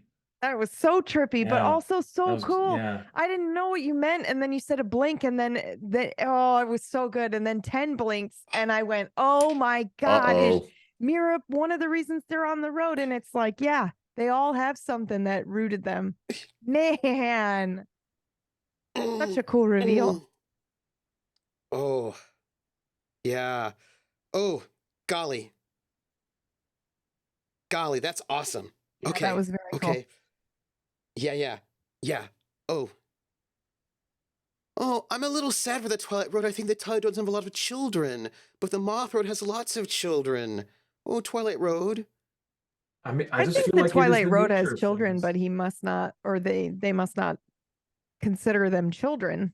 And like, what? How Yeah. is it? How Yeah. can a road? What is a child of the road? Yeah. Branching paths. And I feel like because each road is different, like Yeah. ideas, if ideas are children, if thoughts like and Yes. settlements are children, right? Yeah. And the people within those settlements are like children's children. Yeah. Yeah. Then all of the roads are your children. Then, if you're the OG road, then the Moth Road, I think, would technically be. I mean, if you were to think of ideas and rooting and all that to come, all of it came from the Twilight Road in the beginning. So that's kind of cool to think about. Well, Not often you Papa, sit down and have a conversation with God, Yeah. whatever that means. Oh. Oh boy. Also, I love the Easter Island head. That was so evocative. Yeah. Yeah. Also, yeah. I also love the idea that the roads know all that is happening within them Mm-hmm.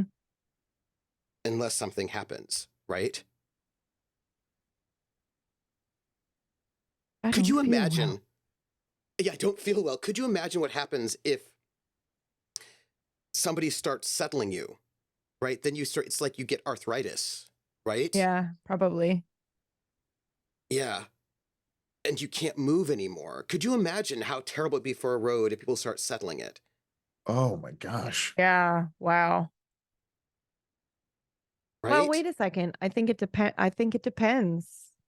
I think it On would the depend road. on your perspective and the road itself, right? Because Yep. I imagine there is also the flip side of that is you no longer have to keep moving. I can't imagine how Mhm. exhausting that might be and how nice it is to just settle down and be a road that goes from one place to the next. And I don't have to worry about anything. And Like some of these roads personified could perchance be so settled that they like they're statuesque. They're just immovable. Yeah. Petrified. Yeah. like mountains, like you pass Yeah. by a mountain range and it's Yeah. the spine of the road that you were Yeah. traveling. Yeah. That's crazy cool. But then they probably don't get to have tea anymore No, because they're probably not. statues. No. Yeah. Yes. Ooh. Oh, wow. Crazy cool. Okay. Who's our next director? That was amazing, PB. Well, I didn't do anything. You did it. You started it. Yeah, you started it. I just like the idea of two roads having tea, okay? It was neat. I dropped a pen. I think. Oh, it's gone in the vortex now. Where's the last you remember seeing it? Well, I can't think about that. You just have to let go of the pen. Just let it go. Just let it go. You don't need it. You don't need it. But I have another one.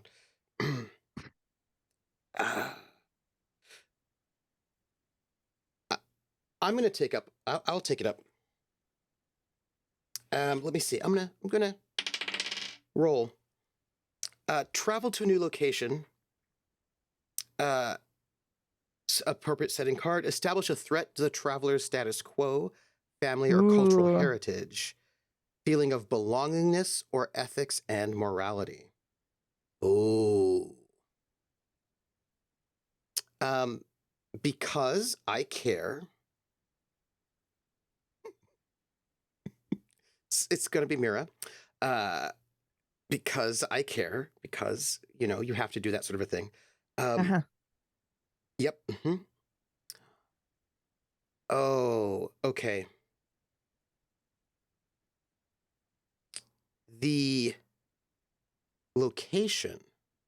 We're on the Twilight Road, so we need a Twilight Road location. The location is going to be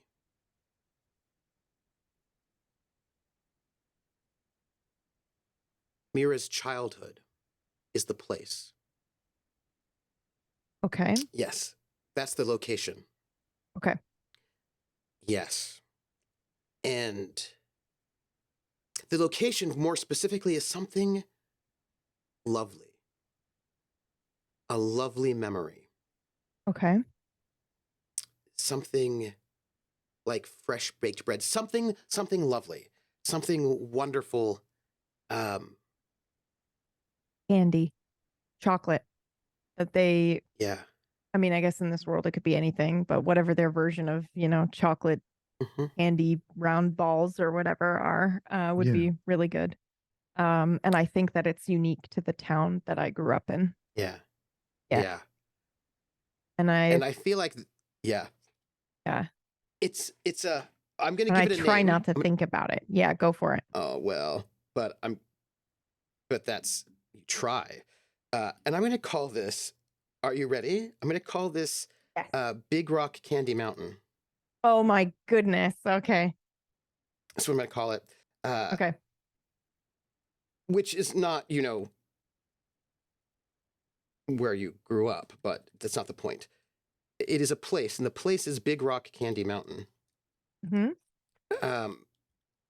And we are going to be, we're going to come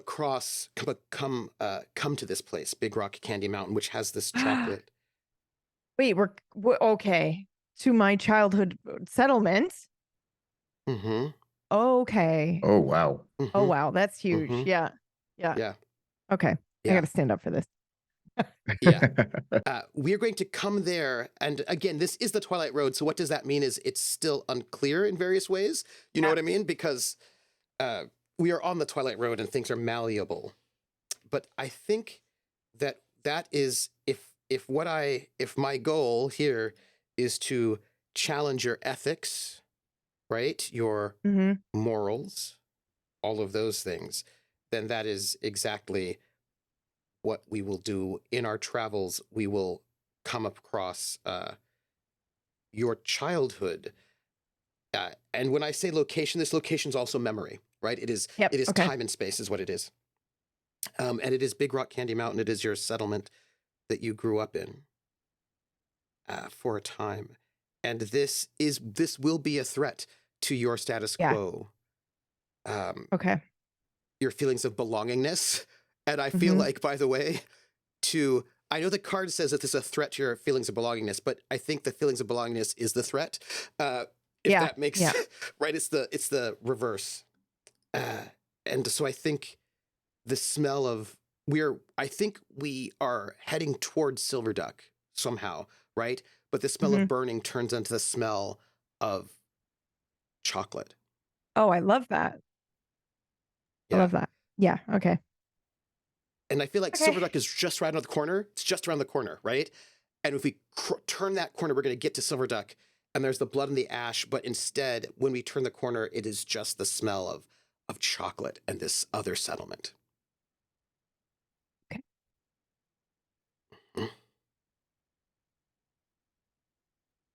Oh,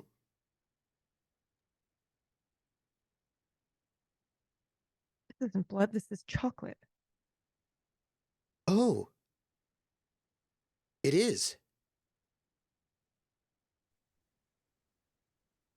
What's happening? I look at the drifter, say, how did chocolate catch fire? Also, I mean, how is this bad? It's changing. I grab some of the chocolate ash from the air and rub it on this piece of material that I've made, and I hold my hand up and I start waving it through the air. Smell it. Wait, It's the right track. This is the right way to go. can I smell that?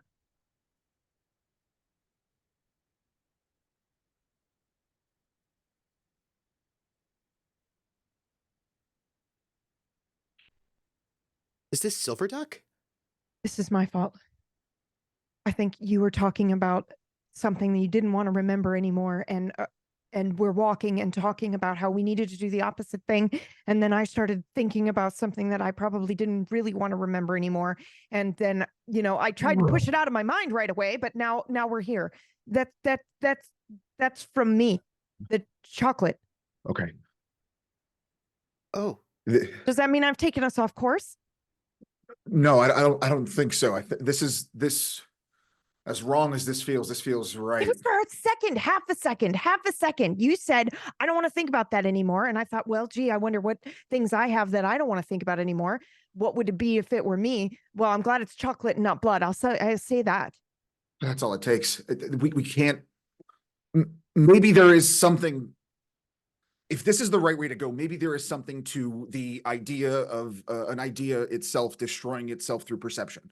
Maybe perceiving the worst of an idea, but not committing it to Wait a minute. I think that you're onto something there. What if the act of you perceiving my memory, my roadblock, removes the roadblock? and you And vice hear versa. from inside the settlement. From inside the settlement, you hear, Myra. And it's your mother. Myra. Don't ask. But this is Myra? mine. This is mine. Where I don't are know you what to do. go? Do I Ash to answer her? brick, blood to chocolate. Dinner time. Oh my God. Let's. I am actually really hungry. I'm suddenly, wait, am I hungry or do I just remember being that hungry? I feel like I'm confused. I remember being hungry. Yeah, I was am really hungry. Which is, We haven't eaten in a while. Yeah. What are we doing here? Are we going with the flow of whatever this is, or are we avoiding it? Everything I know is telling me that this is the right way to go. Okay. Coming. Gestures to let you go ahead. Walk right behind you. What does your settlement look like? Oh boy. Okay. So I think we don't get to know what my settlement looks like, but we're gonna know what I remember my settlement looking like, which is yes. I love that. I think that it looks like running paint because I try really hard not to remember this place. Mm-hmm. So I think as we go through the village, mm-hmm. it's like this, the buildings and everything are dripping with fresh paint. And maybe if you touch it, it's like your hand is made of paint and then now it sticks and rubs off and makes a different color. But yeah, I think all of the buildings kind of bleed together and it's more like an impressionist painting, I think, is what we're walking through, what I remember of my town. But I think because the way memory works sometimes Mm-hmm. is like scents are Mm-hmm. are far stronger than like Mm-hmm. visual. So I think the scent of the town, we got it down. But Mm-hmm. visually Mm-hmm. it's all that weird. But yeah, the smell of chocolate hangs in the air and fresh Mm, sweets and mm, baked goods. I think the whole town, one mm-hmm. of the things that they were really Mm-hmm. strong with was Mm-hmm. confectionery. So yeah, I think Mm-hmm. it's like a dessert town essentially, where Yeah, I people come would come from. far and wide, right? That Yeah, would and be, you'd think, why the yeah. heck would you want to travel away from this place? It's so lovely. At least on the surface, I think. And there's probably the sound of bells tolling, which are a little bit distorted as we approach. It's probably melody that I only half remember. So Mm. it's strange, and maybe some of the notes change pitch midway through because I'm remembering it wrong or something. So yeah.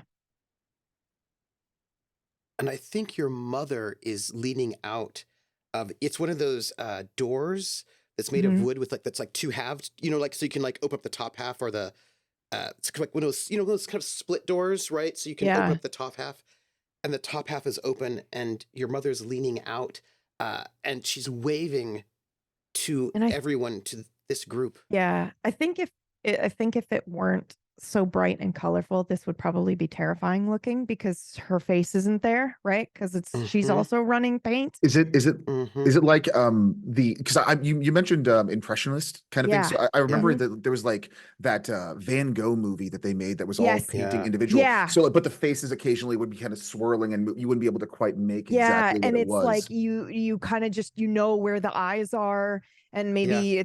maybe they're Oh, just you're just trying black to dots because she oh doesn't remember her eye color, and maybe the features kind of shift and change every once in a while, and the mouth is kind of moving. It's like it's being painted for us live, and I think it's like a little terrifying looking, and her hair probably changes color from like brown to blonde to whatever.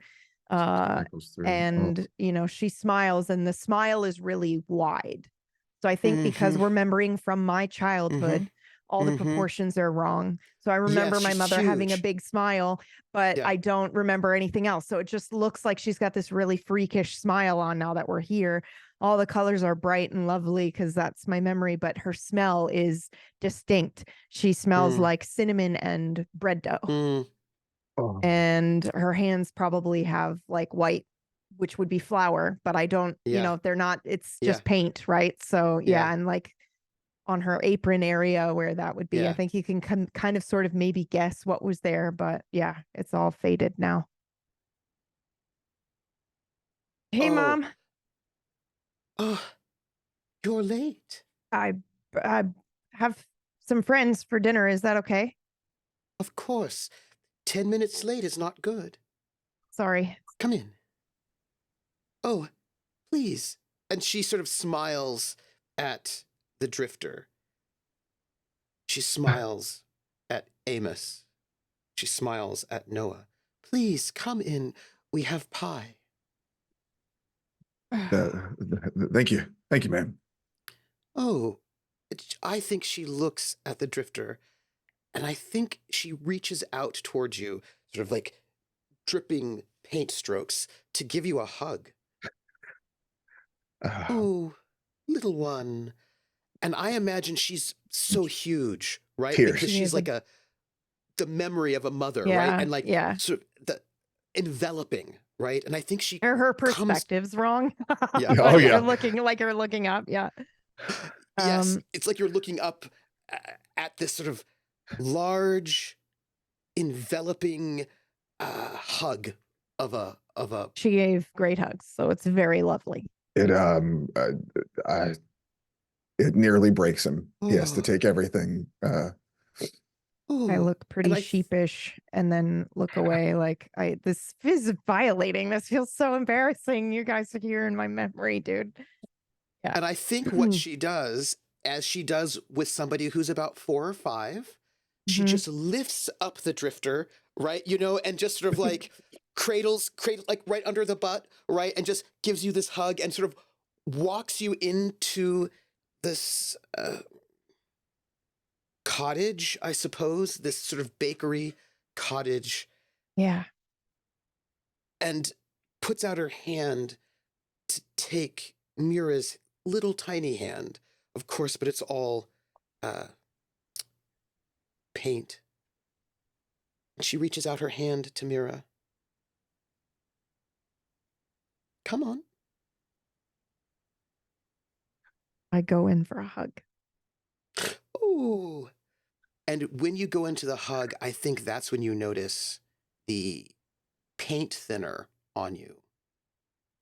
Oh, And she starts to erase little 10 spots of paint are erased Oh, on her. I back up immediately. Oh, Mom, I'm sorry. Oh, I no. Come on. Come. no. It's probably best if I don't. You shouldn't come. But I feel like you've got turpentine or paint thinner all Yeah. over you. Oh, absolutely. This is just a representation of literally how I live my life. I can't think about you, Mom. Yeah. I'm sorry. Yeah. Okay. And all that place where you what's- hugged her, it's just dissipating, right? It's thinning. What's for dinner? Ooh, well, we have a lovely lamb pie, a lamb moon pie. And she reaches out to touch your shoulder because she feels like you need it. I immediately duck away and move back. Sorry, Mom. I'm sick. I don't want to get you sick. You're getting so old.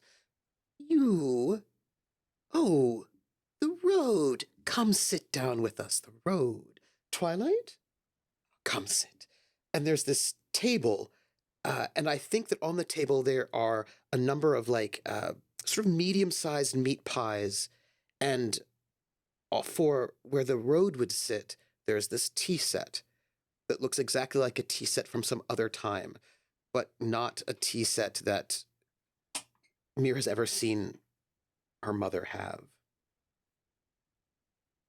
And And as the road approaches the seat and sits down, the light plays in such a way that his limbs become elongated and wispy. And I think the tea set is not paint. The tea set is smoke-ish. Like it has more solidity but less solidity, more clarity but less solidity, right, than the paint strokes of everything else. And she sort of sits the drifter down in a chair with parts of her body just being gone, little bits, spots, like you could just see through it, like someone's erased it. And she sort of, and she pulls out the chair for Myra in all of its painterliness, right? It's just oversized for some reason because I remember the chair being extra big. yeah. Yeah, so I sit down in the chair and I lean towards the drifter. How was it? Hug. It was the best thing I have felt, and I cannot wait to forget it. I'm sorry you couldn't stay here. Seems nice here. Yeah, it was. Oh, you can stay. You can all stay. It's all right. You can stay as long as you like. I wish I believed that. Oh. Young people with their dreaming, eat up. And they're these sort of like comically large wooden sort of fork spoons, you know? That seems important. And I point to the tea set. I don't remember that. Mom, I'm just going to pour some tea. Do you want some? Oh, yes, please, of course. And Noah does not know what's happening because this Yeah. is not what the world likes for Noah at Yeah. all. Noah's just like, I'm going to just sit and So I watch. get up and I move over to the tea set and I pick it up and I'm focusing really heavily on the tea set right now. I'm thinking about the color and the design. I don't remember anything like that. So this must be some sort of sign for us to interact with this thing. So I pour us all a cup of tea and I put it down in front of everybody and then I sit back down at my spot next to the drifter. Ooh. Tell me, dear, what did you learn in school today? What day was this? Mom, are you even alive anymore? What a funny question. It's not funny. I think about it probably more often than I should. You have such strange thoughts sometimes. You always have had, dear. Oh, what is that in your hand? The What? teacup is a cup of turpentine. Oh, I drop it and it And it spills all starts, over the yeah, table and ruins my spot at yeah. the table and my food. Everything is just gone. And it's eating away at the table, just like bleeding things into nothingness. I try to pick up a napkin that's nearby and Yeah. wipe it up, but the napkin also dissolves. And Mama, Noah's about to do Mama. the same thing with his handkerchief, right? And he pulls back when he sees what happens. And she doesn't notice that she's dissipating. Yeah. I look at the road for a second,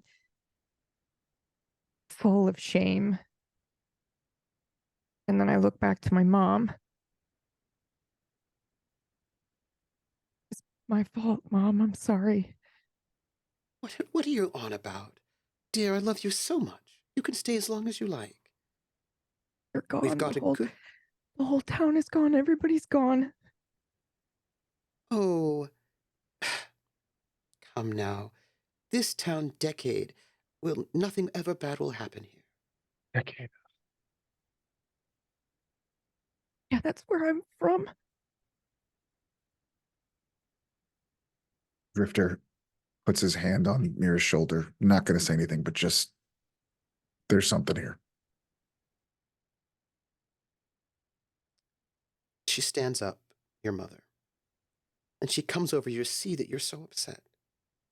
And she reaches down to give you a kiss on the forehead. I think I submit and I let her. I have tears streaming down my face. I know the moment she kisses me, she's going to start to melt. But I think I'm racked with guilt already anyway. And I just sit there with my hands in my lap, looking down at them. She tries to give you this hug to envelop you. And as she does,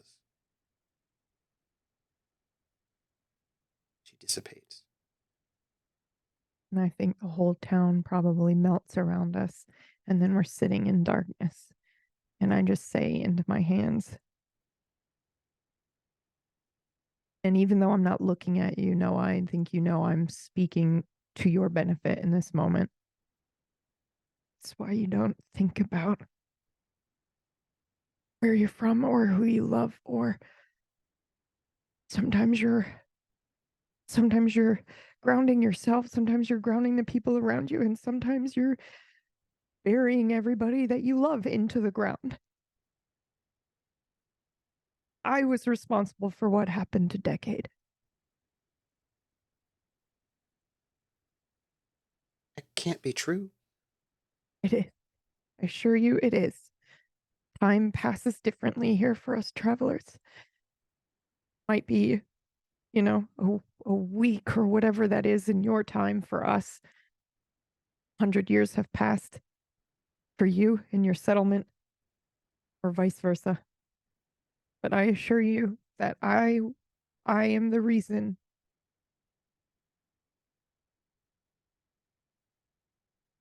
The road will bring a cup of the tea to his lips and sip the tea, and he looks over at Myra.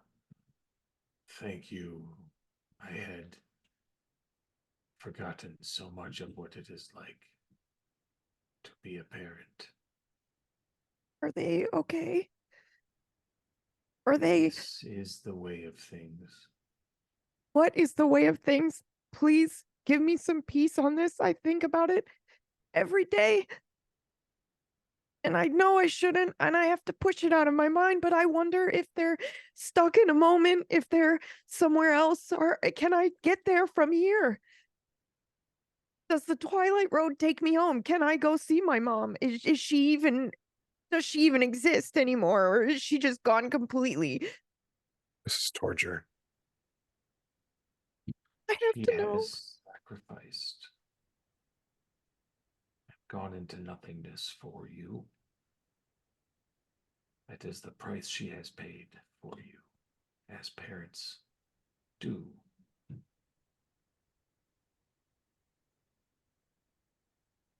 Sorry, that's not good enough. It's not good enough. Wait, wait. And Noah goes through his pack. I have. Does this help? And he pulls out, because he's from a settlement, and he pulls out a small wrapped, and you know it is chocolate, and you know it could only come from a place. And he says, "This is quite old. There's a town decade. They made the best chocolate, but they've been missing, gone. But we still had some in my town, and I brought some with me. I can give you what I have." Yeah. I take it and I'm looking at it, and I think on the wrapper there's probably a blank spot. But when I look at it, the town name Riffolk comes up Yeah. because they renamed it to Decade because everything was lost. But I remember. Yeah. And in this moment, I'm choosing to remember the name of the town. Yeah. The actual name of it. Yeah. So you could, would that help? Yes. Thank you. Should we split it? It really was the No. best. You should have it. No, because the more people that remember it, please.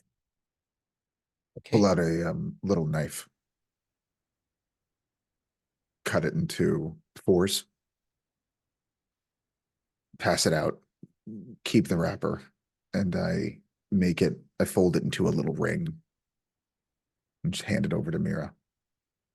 I wrap the wrapper around my finger so I can always look down at it and feel it and touch it. I'm sorry. Cinnamon.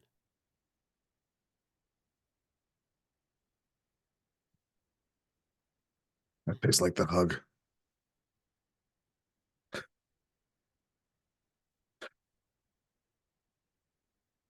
I think I'll forever be trying to make up for that. And I don't think there's any way I ever can. How do you fix that? How do you earn forgiveness for that? I don't think it's possible. But Nothing's possible was- until we get off the road. I was told that once you leave the settlements, everything is possible. That was the whole point, right? None of you are entirely right or wrong. Amos, what are we supposed to do? Amos is not here, young one.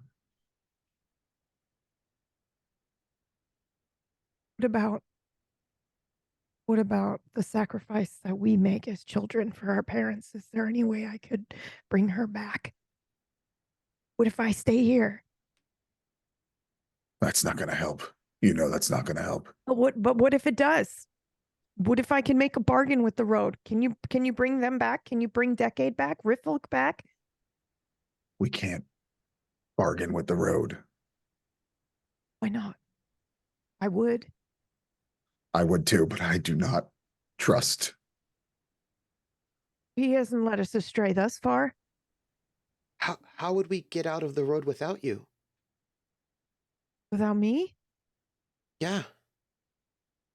Like it or You're a not, we're our navigator. only hope. Well, what if I help you get out and then I just stay? He hasn't even said anything. Is it possible? Can you do that? Not in this form. But you can. In some form? There is an assumption of control that I do not have. It can happen. I cannot will it to be. Okay. Then I'm not leaving here until I find a way. And I will find Didn't one. you say we can't stay in one place? Wasn't that the rule? And we're supposed to follow the rules. We're supposed to keep moving, right? Generally speaking, yes. We have gotten further away from where those guidelines were meant to keep us. We are in unexplored territory, and there's a chance we might not get out. But Myra, I'm not going to let you do this alone. We're trapped here. We're going to get out together. We're going to stay together. If you come back by yourself, you're going to be searching, or as far as we know, gone. We can't let that happen.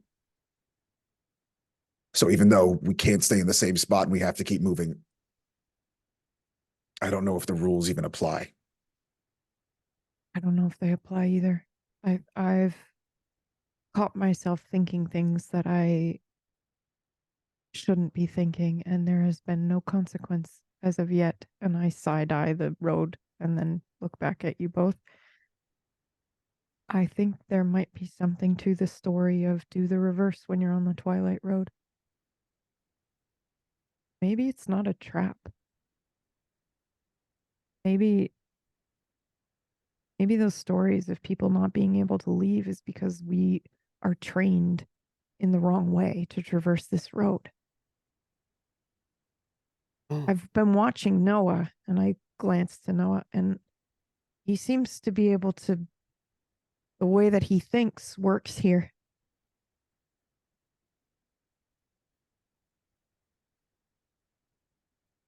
A strange desire to stay or reminisce or root. Look what happened with you and the blood and ash and me and the chocolate and dough. Sorry. Perhaps I cannot will a thing to be, but I can make a place to revisit. And then he'll lift his hand and point into like the base of the mountain range, and you can kind of see the fabric of the land and the trees kind of folding in, and then it tightens to this impossible piece of mass that just starts wisping silvery light up into the air. A place of rest.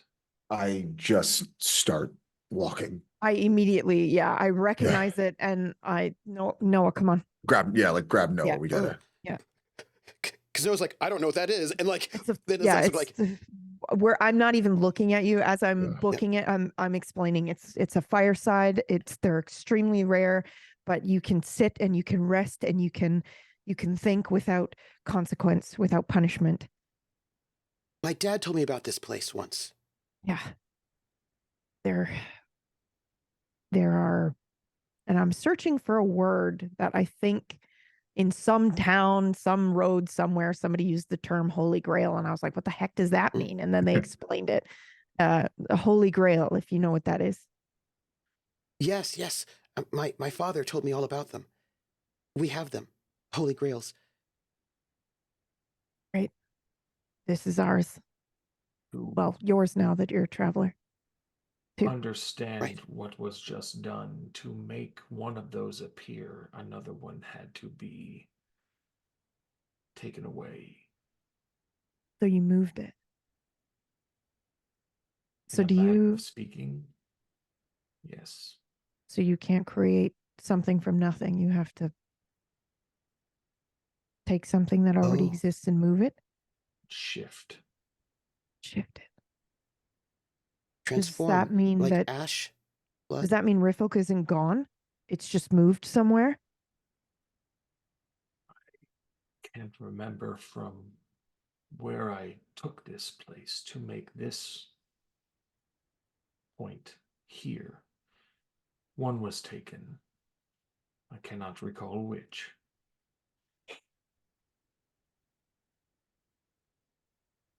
The Oh, I set my bag down and sit down by the fireside. that's And where we I call look. the scene. That's Okay. where we call the scene when we Okay. get to oh the Holy Grail. oh my gosh. Wow, that was crazy good. Oh my gosh. I had no idea until just like you gave me the turpentine thing and I was like, oh, it's Mhm. memory. And then I realized suddenly as I was sitting there, I was like, oh no, no, no. It's so much more than me not being able to remember it. This is the town I erased. It's my hometown, dude. Yeah. Okay, we're gonna take a 10-minute break. Yeah. Go. Oh wow. Drink water, stretch your legs, bio. When we come back, we're gonna find out what happens here. But I just kept thinking about how you can't think about things, but you move through this shifting space, right? And what that Yep. means. Yep.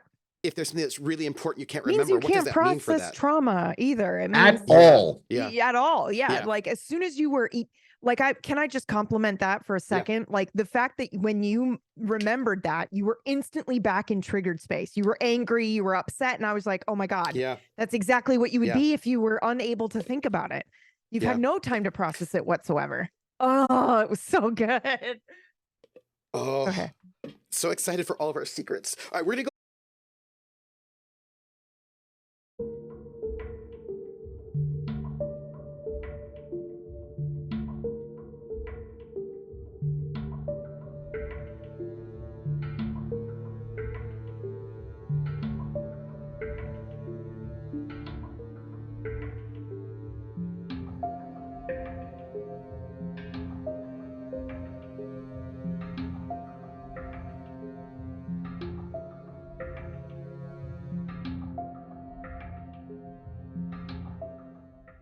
Hello, everyone. We are back. I am very excited to find out where we're going to go. It's so lovely to have you back with us. Now, either Marcus or Billy has to be our director next in our rising action because we're Thank in you for that the scene, by rising. the way. That was very good. Oh, Like it felt really good. Thank you. I just was thinking about like what it means to run. Do you know what I mean? Yeah. And yeah. Also, when you said earlier that when you were a kid, you were in a settlement, I was like, oh, well, we need to know what that was like. Wouldn't we all be? We had to come from somewhere unless we're born on What? the road. On the road. Ooh, I that's a imagine good some question. people were born on the road. Yep, probably some. Oh, what must that be oh, like? And then are they left there? Yeah, Because or I are can't be they attached to you? Oh, that's horrifying. Yeah. they raised on the road? It's a Oh, huge, gosh. maybe it's just a huge risk. Yeah, Yeah. probably too big of a Yeah. risk. I bet there's all Um, sorts of superstitions about children who are born on the road being like changelings. Yeah. Yeah, I was gonna bet. say Kind of thing. there was definitely be some opinions on people born on the road. Yeah. Yeah. I Oh, wonder if people lie about being born on the road, though. Like if they Definitely. were, they're Sure. probably like, oh yeah, of course I was from a settlement, but I can't think about the name, obviously. 'Cause you never have to prove What it. if, You could just lie about it the whole time. yeah. What if, okay, so here's the thing. What if, and I'm not saying this is true, Mhm. but what if the rumor has it that people who are born on the road are shapeshifters? This may not Yeah. be true, right? But I imagine there I are kind all of sorts like of that it is weird. true. I kind of like that supernatural Yeah. stuff is baked into this world as reality. So I do like the idea that if you're born on the road, you can maybe change form because the road can change form. Absolutely. Kind of interesting to think about why you can Yeah. do that. Now, part of me feels like it's probably true, but I imagine in the world, whether or not it's true or not is like it's framed as one of the stories that people in the settlements say to like distrust traveling people, Cast Yep. aspersions on them. to cast aspersions, but it could also just be true, right? You know what I mean? But it's one of those things where I think so much of it is it true or is it not true? That the sort of the interstitial sort of way, right? That everything sort of hits. But I imagine it's quite rare because I imagine it's probably not I bet it's not great to give birth on the road because you're on the road. I imagine it's just not fun. Probably a bit dangerous. Worrisome. Yeah. Oof. Who's our next director? I'll I'll go ahead and take this one, and I'm going to roll the dice Please. as well.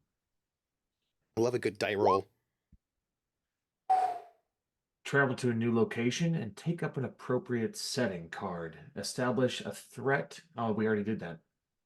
Yeah. That's the one we already did. So let's roll again.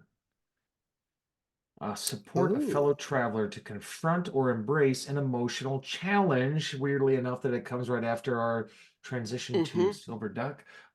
Deep fear, a past trauma, or a vulnerability that they are avoiding. So, Marcus. Yeah. I'm going to support a fellow traveler to confront, embrace an emotional challenge, a deep fear, a past trauma, or a vulnerability that they're avoiding. I'm going to say that this takes place immediately after we left off in the last scene. So, like, congruent from a chronological standpoint. Yeah, Yep. and then we So sit at the fireside. We sit at the fire. Oh, wow. Okay. It's safe. And so I'll leave it up to you too if you want to embrace them, or like all in one, because it seems like so many things are coalescing around Silver Duck. Yeah. Mhm. Yeah. And do we have to choose who's in it? Because we're all here. I think we're all here, right? Yeah. Yeah. Oh. So does Okay. that mean that the silvery moon flames start smelling like the fire from Silver Duck? I think the silvery flames are safe. Yeah. It's a safe Yeah, space. And yeah. when you're in it, there's like this bubble Yeah. around you where you can think and you can process, but And we probably have the to moment we choose. leave it, yeah. We have I to think- choose to leave.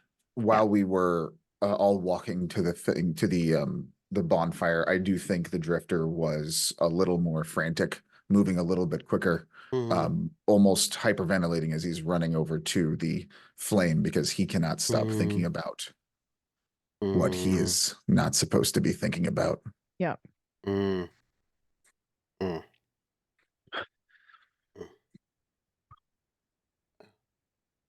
Oh, before we start, what is your vulnerability? You have 2 cards. What are your vulnerabilities? Okay. My vulnerabilities. Oh, that's the wrong card. I lost my card. Because I'm curious. 1 second. I think I moved them without figuring out where I moved them to. There we are. Drifter, vulnerable. Turn away from someone who needs you, even if it hurts your heart. Find an old friend or lover who once relied on is gone. Expose a secret you didn't want to share and gain an advantage, or otherwise fail in an instructive or revealing way for being a drifter. And you have another one. What is your approach? My approach, which is a part of the other. Oh, it's handy, right? Yes, Yes. I have lost the handy card. Should be right Really? there. Oh, I thought you meant you gave it up, as in you. Yeah. No, I've literally. I was like, wow. I have misplaced the handy card. Oh, that's the buddy card. I am. You're right. You're right. Yeah, I was Uh, did I put it behind it? I didn't take it. Wait. I bet I can find it. Handy. Here you go. Whoop. There you I go. burned it. I threw it in the fire. I just put it right down there for you. Right here. Ah, perfect. Thank you. I'm going to move it back over here. And I need to give you my. What did you asked for specifically? My Your Vulnerability. Okay. Curiosity results in me breaking something or leaving it worse, or leaving it working, but dangerously volatile. Your constant tinkering becomes a nuisance and is irritating, or otherwise it knows those nearby. You steal, take apart, or otherwise destroy someone else's property to repurpose its parts, or otherwise fail in an instructive or revealing way for being too handy. Okay.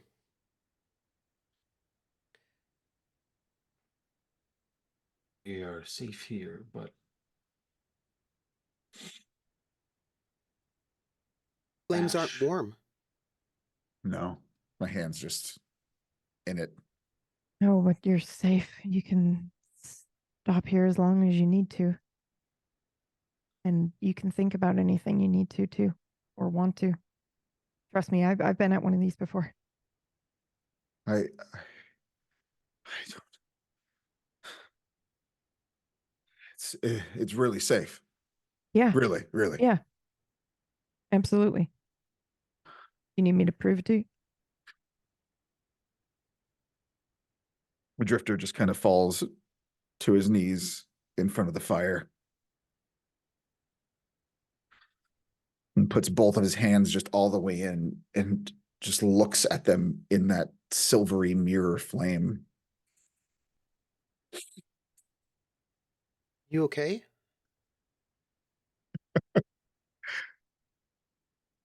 No, I'm not. Um, he went back and we saw your mother, and we tasted the chocolate, and we smelt the cinnamon, and all I taste is blood and flesh and ash. All I smell is blood and flesh and ash. And I don't know if I can do what you did. Of course you can. I don't want it. I don't know if I want to. I hand him a cup of coffee or some sort of warm beverage. Yeah.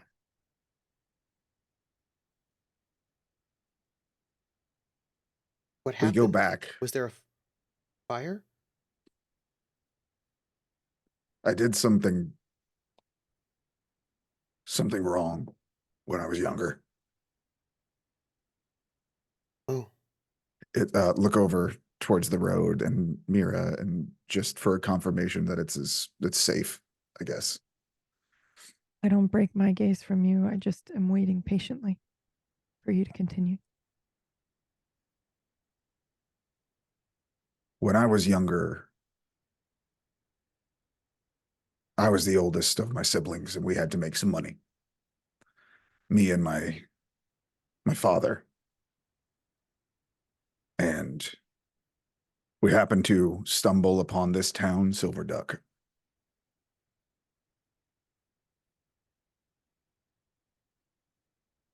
My dad said it would be easy. And it was for him. No one was supposed to get hurt, but that's how these things usually go, especially when people actually get hurt. You were raised by a traveler? Yeah. That's incredibly rare. It's a very dangerous childhood. We left my family when I was young. I always said we'd come back with money. We never did. My dad got in with the locals, made it a point to be friendly with everyone, everyone's favorite. It was a long con, 5 months.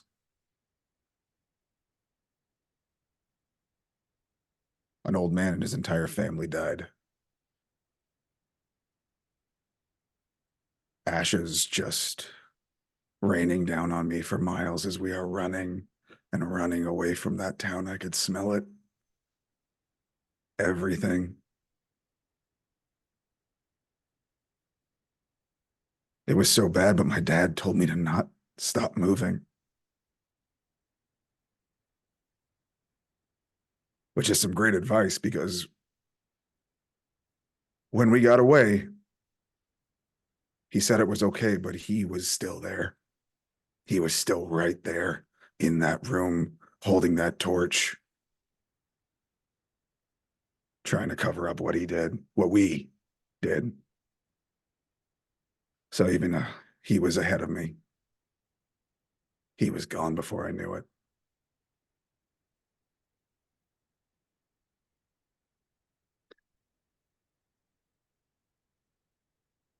And I never had the guts to go back and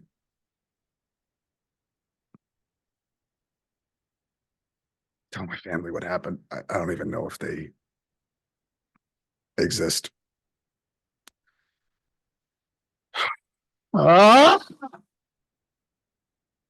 don't leave.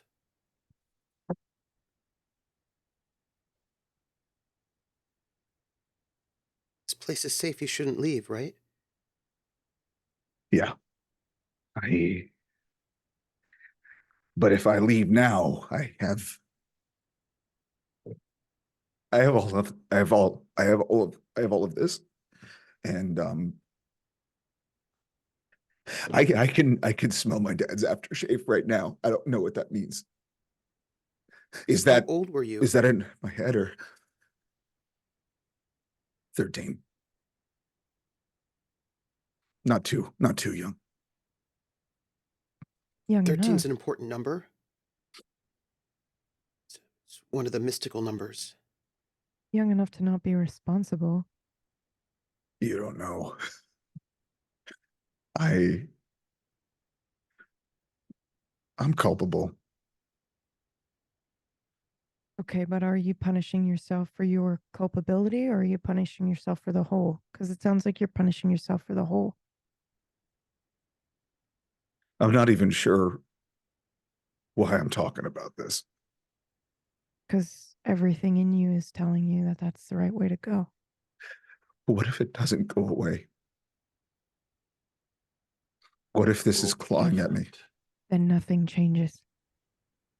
But what if it does go away? And I lean forward and I just reach my hand out. Nothing changes if it claws at you, right? That's our experience so far. It gnaws at us and we push it away. We get it out of the way. We keep moving. But what if doing this makes it go away? And if it doesn't work, then nothing changes anyway. Don't you think it's worth maybe trying?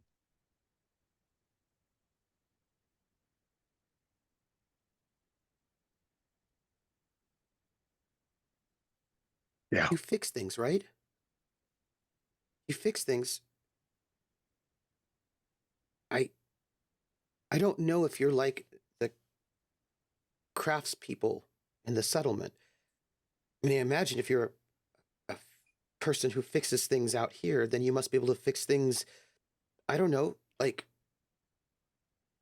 magical things, like places and times. Like maybe you can build things that don't exist, or maybe you can fix a thing from a different.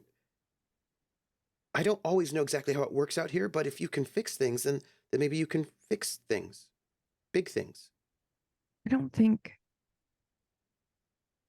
it's fair to say it's fixable.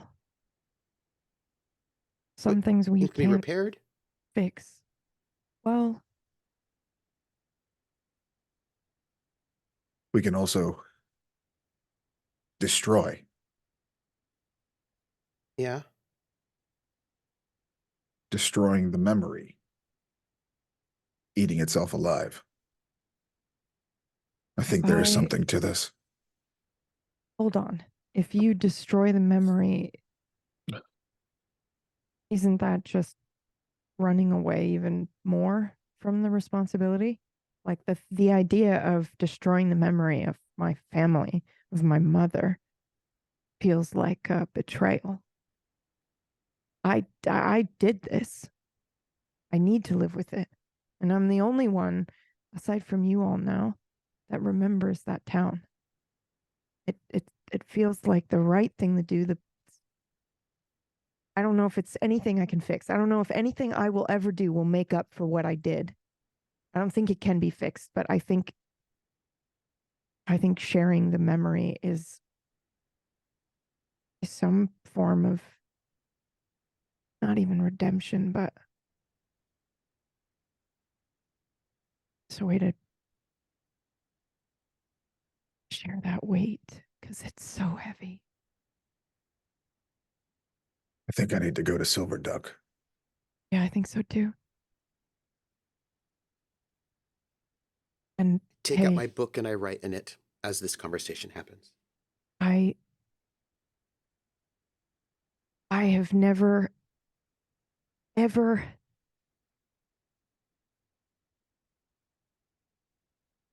that's not entirely true, but I don't make promises very easily.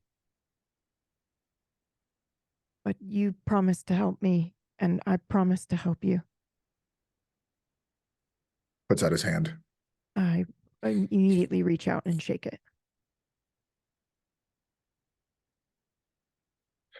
Be it in blood and ash or on the road or sweets, whatever.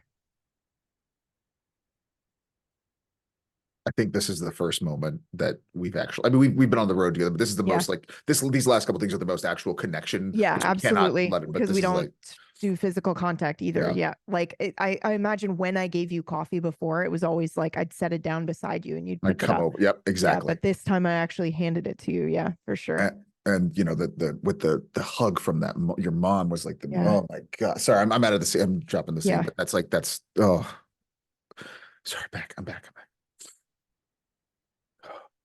But why? Why what? Why did Silver Duck burn down? Why did your father do it?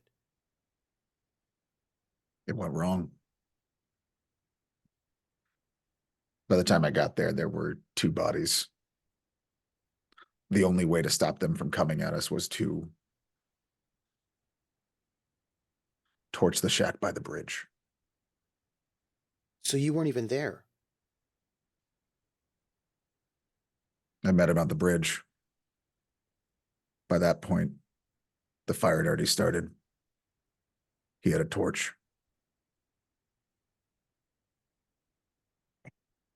People were Okay. running, but I'm not sure. I don't know. I don't know what happened. All that I know is it's been in my imagination. And I've been thinking about it every. And you were 13.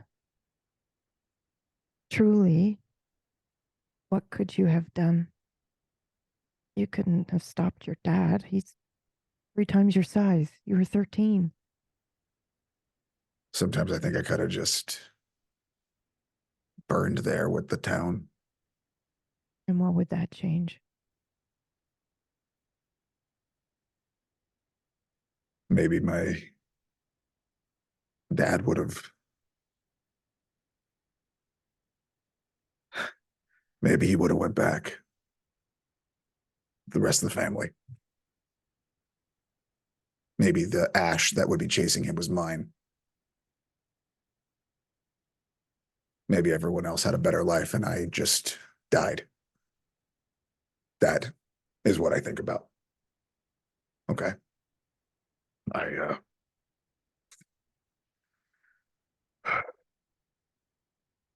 gotta go back to Silver Duck.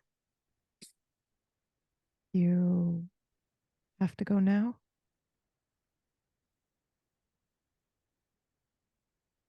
I think one way or another, I'm gonna be taken there. Well, I'm just suggesting that we take a breather. We got time. For once. Takes a second and sees that there's actually like a place to, we can sit down here and just sits down in the dirt. I'd love to tell you. Oh, go No, ahead. just deep breaths. Yeah. I'm going to distract you with a story now. Now that I can actually tell it without endangering anybody. I'm going to tell you about my friend named Steve. Steve. Yeah. We met a long time ago. I think I was on the Holy Road, I think. And I can picture it now without risking anything, but we were traveling together and it was very dangerous. And I definitely thought about leaving him a couple times. He hurt himself pretty badly. And you know how that goes. But for some reason I didn't. And yeah, and we found one of these firesides. We sat, exchanged stories. We had food. It was like the most peaceful experience I'd had in a very long time.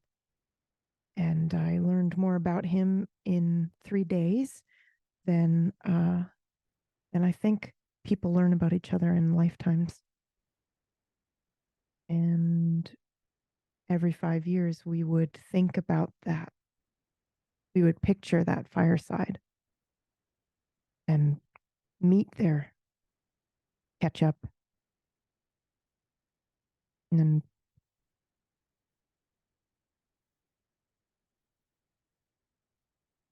last couple times he just didn't come. So I don't know what happened to him. But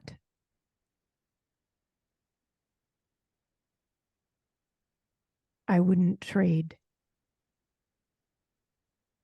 anything for those 5-6 days.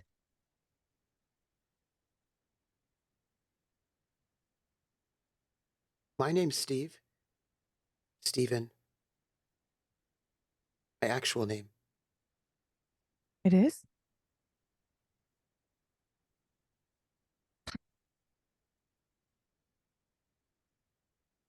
Lucky. That's a name that gets passed down.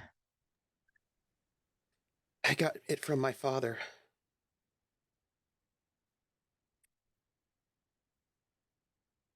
What was your father's last name? What's your last name? I don't like saying because it's, a heavy name. Wouldn't happen to be Redford, would it? Yeah, Stephen H. Redford II.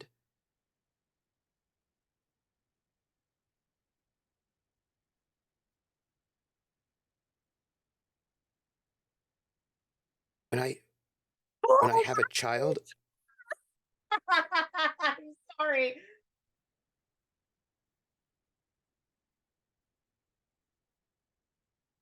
they want me to have children, and then if I have a boy, he'd be named Stephen H. Redford III. And if I have a girl, her name would be, it's a name you don't know it, Myra H. Redford the fourth, I think. But I haven't had any children. I'm not going to have any, so I'm not going to be part of that thing. I'm out here instead. I take a sip of my drink and I make eye contact with the road, which I haven't really done very frequently. And I say, I think you'll have a boy. No, because I'm traveling. I'm not going back there. I guess we'll see.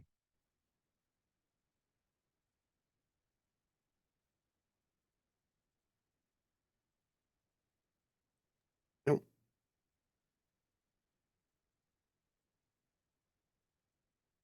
But anyway, I can't go back. So Once you start traveling, anything's possible. We see that every minute since we left. Best start believing it. you told us a story. And that's a good idea. I mean, we don't usually get to share stories like this. Can I share a story? Yes, please. Take out my book. There was a village called Silverduck. And in the village of Silverduck, there was a plague. And some travelers came to the village of Silverduck. By the way, I wrote all of this down, so it's written down. And when the travelers came, they saw there was a plague and that people were suffering. And the only way to transform the plague is through fire. Blood becomes ash. Fire transforms to something else, to bricks. And a brave man, a father who sacrificed much, set the place on fire to transform it, sending away his children so that they would not be consumed. But Silverdale was transformed. The road moved it from one place to the next. And the place it was, wrote this down, was a place called Riffolk that moved from one place to another and now lives on the other side of the mountain. And there, the plague is cured and the people live happy. But the cost is that there is no road there now. But a navigator who can be a mirror for the road, can reflect a new road to the town of Silver Duck reborn. No, not reborn. Transformed to Riffle. That's my story.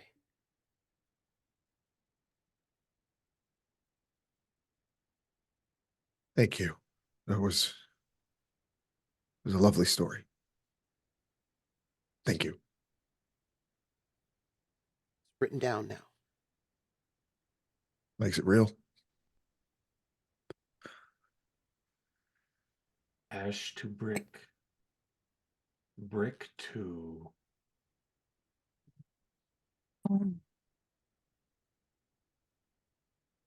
brick to home.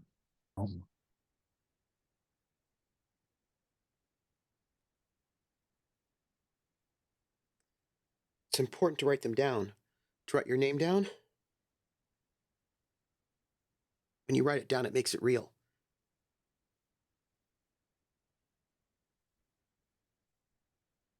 Pulling a pencil from his hair, he walks over to your book and looks at you. May I? Yeah. And the book has got a sun disk on the cover. And on the inside, it's got like a lineage of people. One, it's got all the names of all the people from the town, the settlement where he is from. And it has a list of the leaders going all the way down. And his name, Stephen H. Redford, the second is there.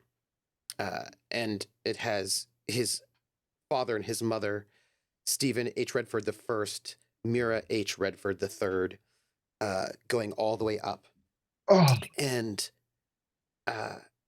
it also has a list of sacrifices, names of sacrifices. And then it's like a religious text. It seems to be like a holy book, and it talks about a pilgrimage down the holy road. And it has like a bunch of rituals, sayings, words, but the book wasn't finished, and it's clear that Noah has just started writing in stories. He just stole this book, and he's writing in stories, and you can see a sort of a story of the traveling of him and Amos, and that he didn't have names for you two at all. So just the navigator and the drifter. And the stories start, but then you can tell that they're very fanciful, that they're full of other truths, different truths, and they're all written down. But there's still many pages. And I imagine books are quite rare, right? The whole process to make books is still quite all done by hand, most likely, right? You have to make the parchment and all of that. So it's this sort of bound book that is rare, also clearly sort of like the property of this settlement and something important. But yes. takes over right where you said, where you write in the drifter, and just scribbles it out a little bit and writes the name Bonnie in there. his actual name. Bonnie looks at you and just.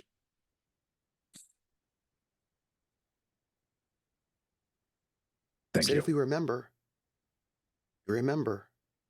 then that's how it doesn't die. And we can remember whatever we want. That we can.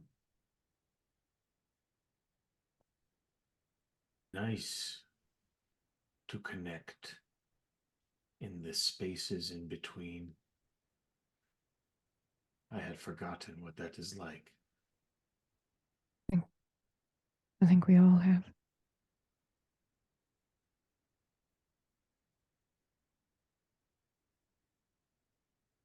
And there are musical notes in there. He transcribed the melody that Myra had sung. He wrote it down so that, and you can see him trying to work out a harmony for it. Like he's sort of trying to sketch how to complement the song that she sang that she had improvised. I And think he's it's trying to figure out the actually best way. a variation of the bells that you heard in her hometown as Yeah. well. That's so cool. Yeah. Yep. Yeah. Oh And my gosh. he's clearly chronicling this journey in this stolen holy book. Because holy books have power.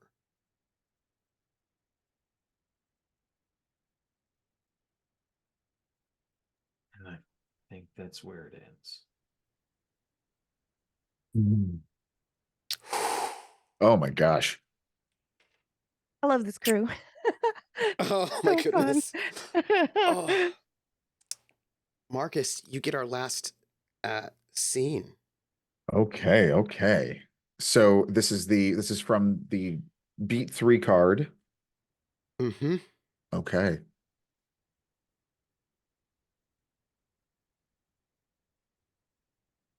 I haven't quite figured out where this goes, but I would love to have another scene between not Noah. What is the real name of Noah? I'm so sorry. Stephen Steve. H. Steven, Redford. Yeah. Steve. Steve. That's right, Steve. Which like implies some stuff, man. Yep. Oh yeah. This is Yeah. one. This is timelines are wild. And like Here. By I'm the way- wondering because I thought like, oh, it must be his kid, obviously, that I've met, but I don't think it is. I think I met the OG. Yep. Yeah, because the holy book Yeah. has walking on the holy road, and I'm like, Gosh. oh, But oh. it's what And then it's also, what you all have to do. do I at some point in my life go retire and marry this guy? Like, ugh, the implications are pretty cool. It's the rules. I will also, the numbers are not sequential, right? Because that's Yeah. how this word works, right? Yep. The numbers are not necessarily sequential. Yep. I good. also want to say, so my character, like I'm shady, right? Which means I can lie and have people believe it. Mhm. I think what my character is doing is creating just different realities and fixing them. Having seen everyone's trauma, he's decided to use his ability to spin tales and write them in the book. Yeah. Yeah. And I'm sure everything is going to be okay as soon as everybody finds out that that's. Oh, Yep. Oh it's yeah, gonna be great. sure. Sure, it's Fine. great. All the No big things. deal. so then I think I would like to see, I am kind of curious of the scene, would let me know if this works, of Stephen now after this, Steve Mhm. talking to the road again, now that maybe Myra and Bonnie are up a Mm. little bit. We're all walking Oh, together, but they're not too far behind, but far enough behind that they can now that Yeah. there's been this time separated from the first conversation you had with this person who was Mhm. not the person, the moment of like, now maybe there's Yeah. been some room. So I'm interested in seeing that room as Yeah. we're going down the road. Yeah. But I need to find I need to pick a beat, correct? Yes, pick a beat. Okay.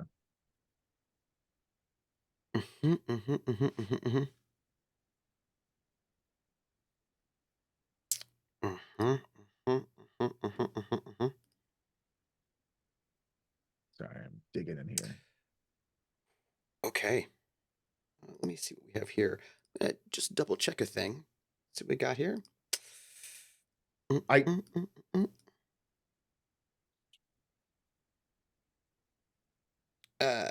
So that last one, right, Mhm. says that you can take use a vulnerable move from one of your lead character's traits, leads character traits cards, or a harsh move from the road, the Twilight, or any other story card. And the harsh move for the road is rough, and the consequences from locations left behind may not be easily escaped. Ooh. And then the Ooh, I like that harsh one. for the harsh for Twilight is entice a lead to question a truth, belief, or idea they've never questioned before. Reveal that something that the lead's thought was a truth is not, or vice versa. That one sounds pretty Just- interesting. Put it out there. I think I would like to go with that one because I'm curious to see what this kicks up in a moment. So let's you are yeah, so we're walking down the road. Oh my gosh. Sorry, I'm thinking about are you on this Twilight Speed card right here? Yep. Yeah, that's the one. Okay. Right up there. Cool. Whoop. Mm-hmm. Okay. Mm-hmm.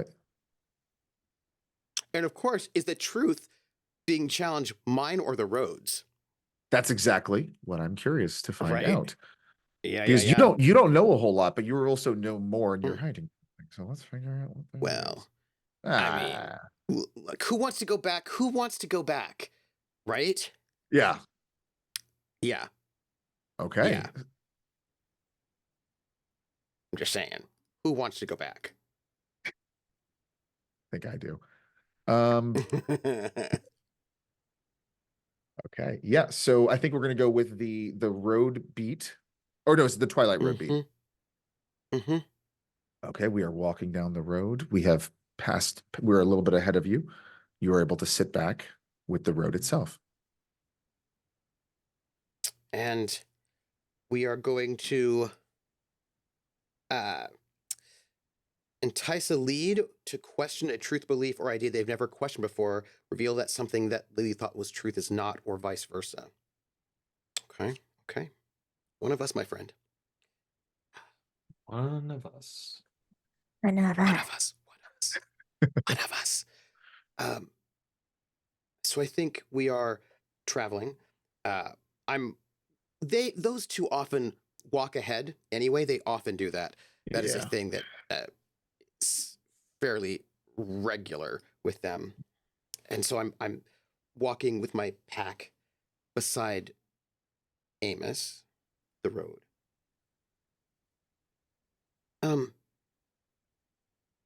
Amos,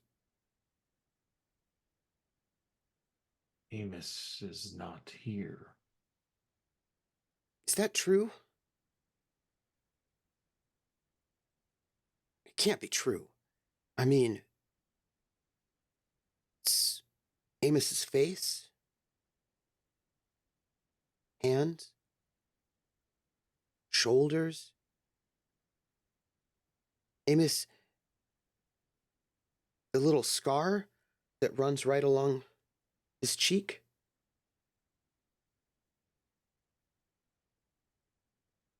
I mean, it's his body. It is a shape. It is a vessel. There's a way that you feel when Amos speaks. Do you feel that same way when I speak? Sometimes, well, not only. Like, the voice is still Amos's voice. It's just the rhythm is different.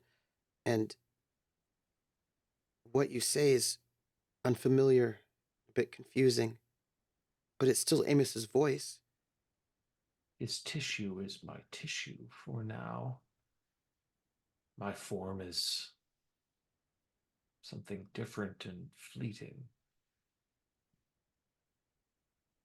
You said something, and I wanted to ask a question about it. Yes? You said you forgot what it was like to be a parent. And Amos wasn't, not that I know of a parent, not technically, but he was sort of like my dad. My father, Stephen H. Redford VII was not so much a father like Amos was. So were you remembering Amos's feelings of fatherliness to me? Is that what it maybe you were remembering Amos's feelings and his feelings are still there and maybe it's like when water fills a vessel, the water becomes the vessel, the shape of the vessel, right? And so the water is not the water is it's like I'm just maybe he's still there and he's not gone, right? There are many mysteries, young one, and even I cannot explain to you how they work in ways that can be consumed. But I am called the Twilight Road, and the name, the Twilight Road, is a blanket that is thrown over the mystery to give it a shape. Does that make sense to you? I guess, but I think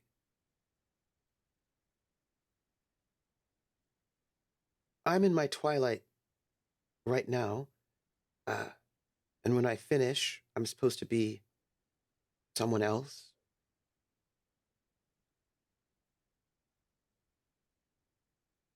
But I, I was always supposed to take this journey with Amos, and I feel like I suppose that's not the question. Why? Why did you pick my best friend?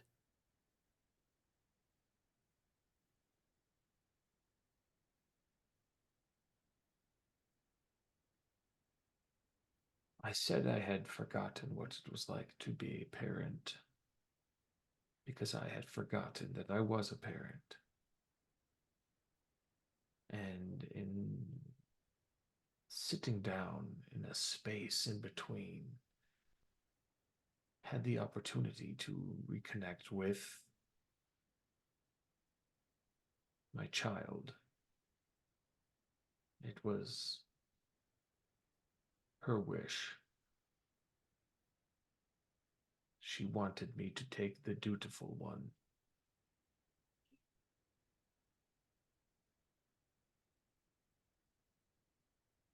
I love you, Amos. You're the best dad a person could have. And I know you're still there.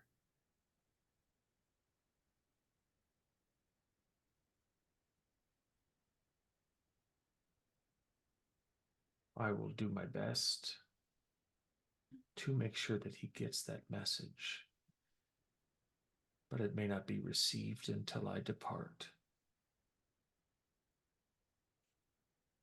What will it mean if you go?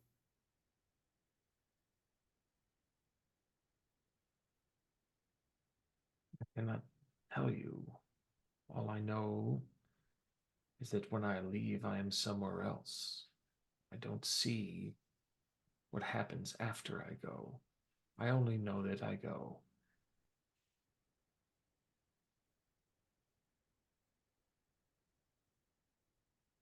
Are you really the Twilight Road? Or are you Amos?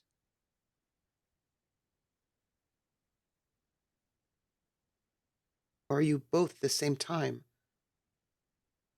In parts, both at the same time. This vessel appears to you as Amos, much as we perceive the moon to change. However, the moon stays the same. The moon does not change. It is the light and our perception of the moon that make us believe that it changes. So you're still Amos. In a matter of speaking, Do you have his memories? If you think about it, can you remember his memories?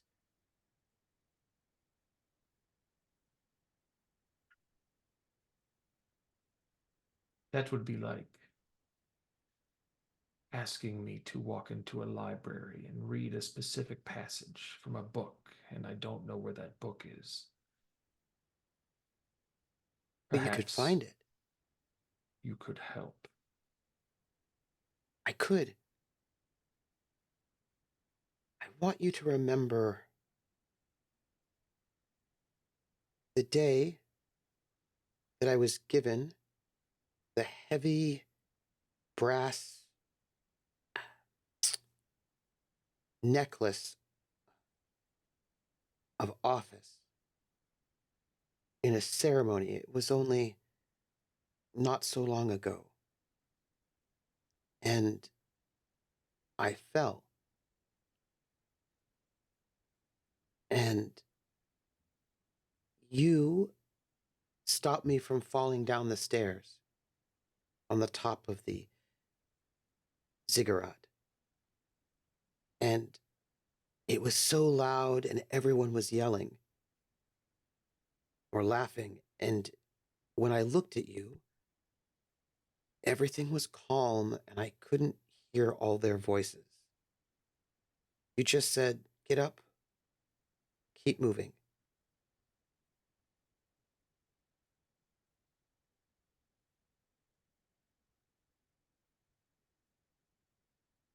You've I always have a been character there. question. Is that a thing that really happened? Ooh.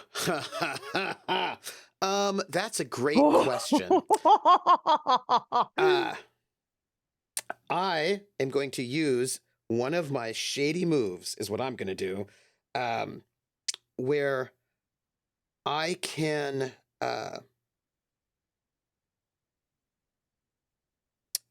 make things that are untrue be true. And this is what I want to be true, because he wasn't close enough. No, he was close enough, and he saved me now. And he made it okay.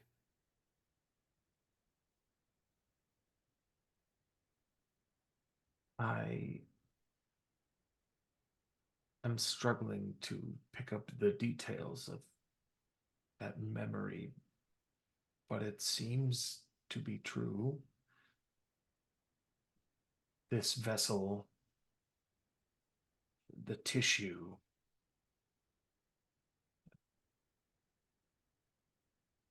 access the memories. So I have a vague perception that I should believe you. Listen, I have to tell you something. You have to look for it. Maybe my father wants to build a road made of stone that is fixed. And I think that might be bad for you. And that would be bad for Amos, since you're the same, maybe? So I don't know how to stop that. But he wants to build a road, but not like you.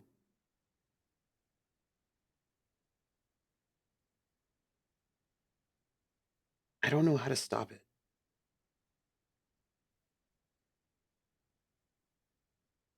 Should you stop it?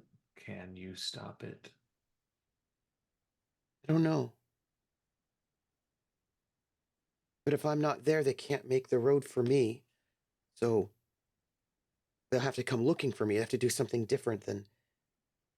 If you are gone, they can make the road in your memory and plaster your name across the road. For others' They can't do that. actions, you don't need to be there.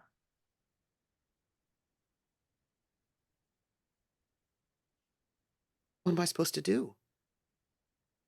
They can't make a road in my memory. They can't do that. But what if they did that?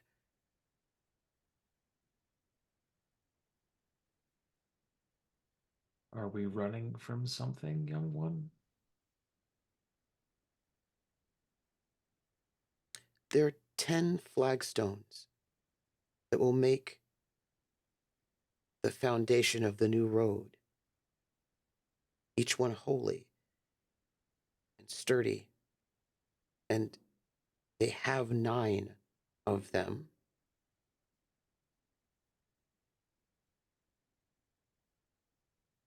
They need the 10th. What is The this Decade Road. flagstone? Hmm.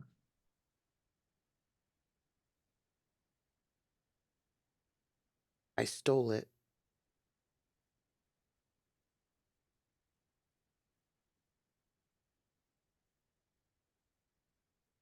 So Well, I can't make the road. It's lost.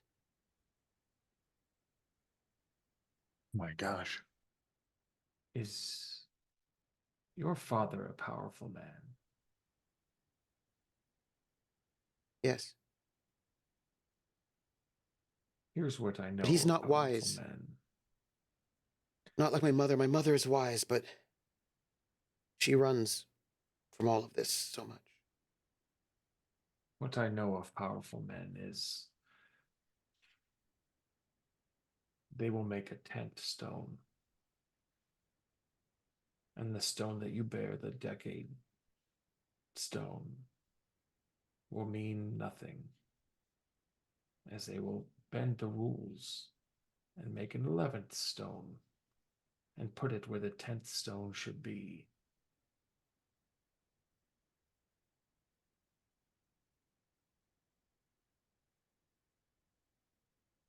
That's not fair. Nothing is, young one. Breaks the rules.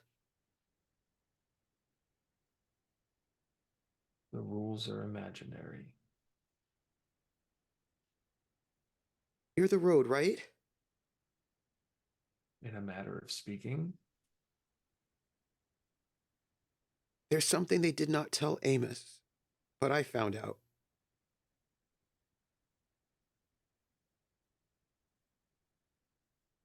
There's always a sacrifice when someone leaves their twilight years and takes the final mantle.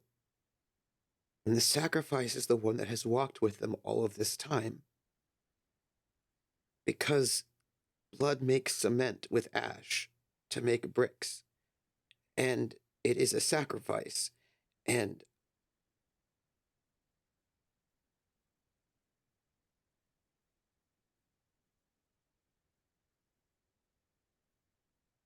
it would have been my best friend. So I don't want them to make the road, and I don't want them to take my friend.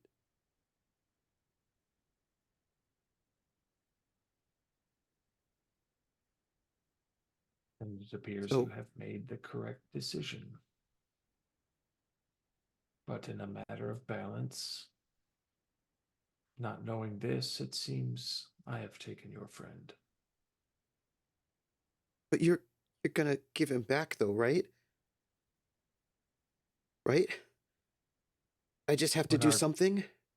When our time is done,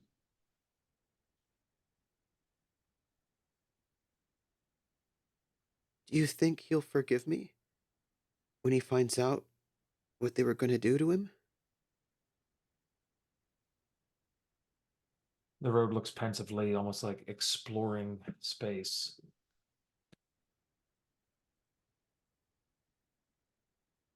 I'm certain he will.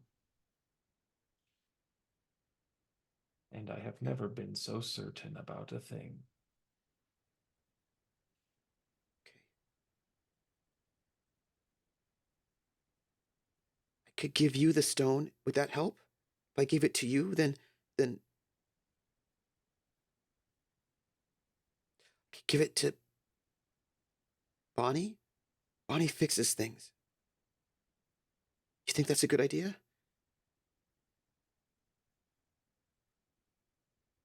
If an idea exists, it is not inherently good or bad. Just like the moon, it is based on the perception of others. Amos, I'm afraid that they won't like me anymore. Bonnie, Myra. Amos Afraid that isn't they'll. here right now. But I can tell that they are starting to respect you in unique ways.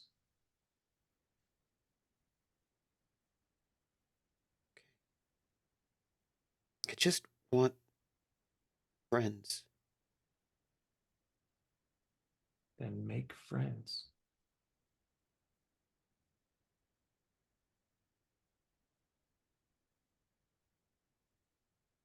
I think they could maybe be my real friends, not like back at the settlement, where people only see the name. I don't even care about names.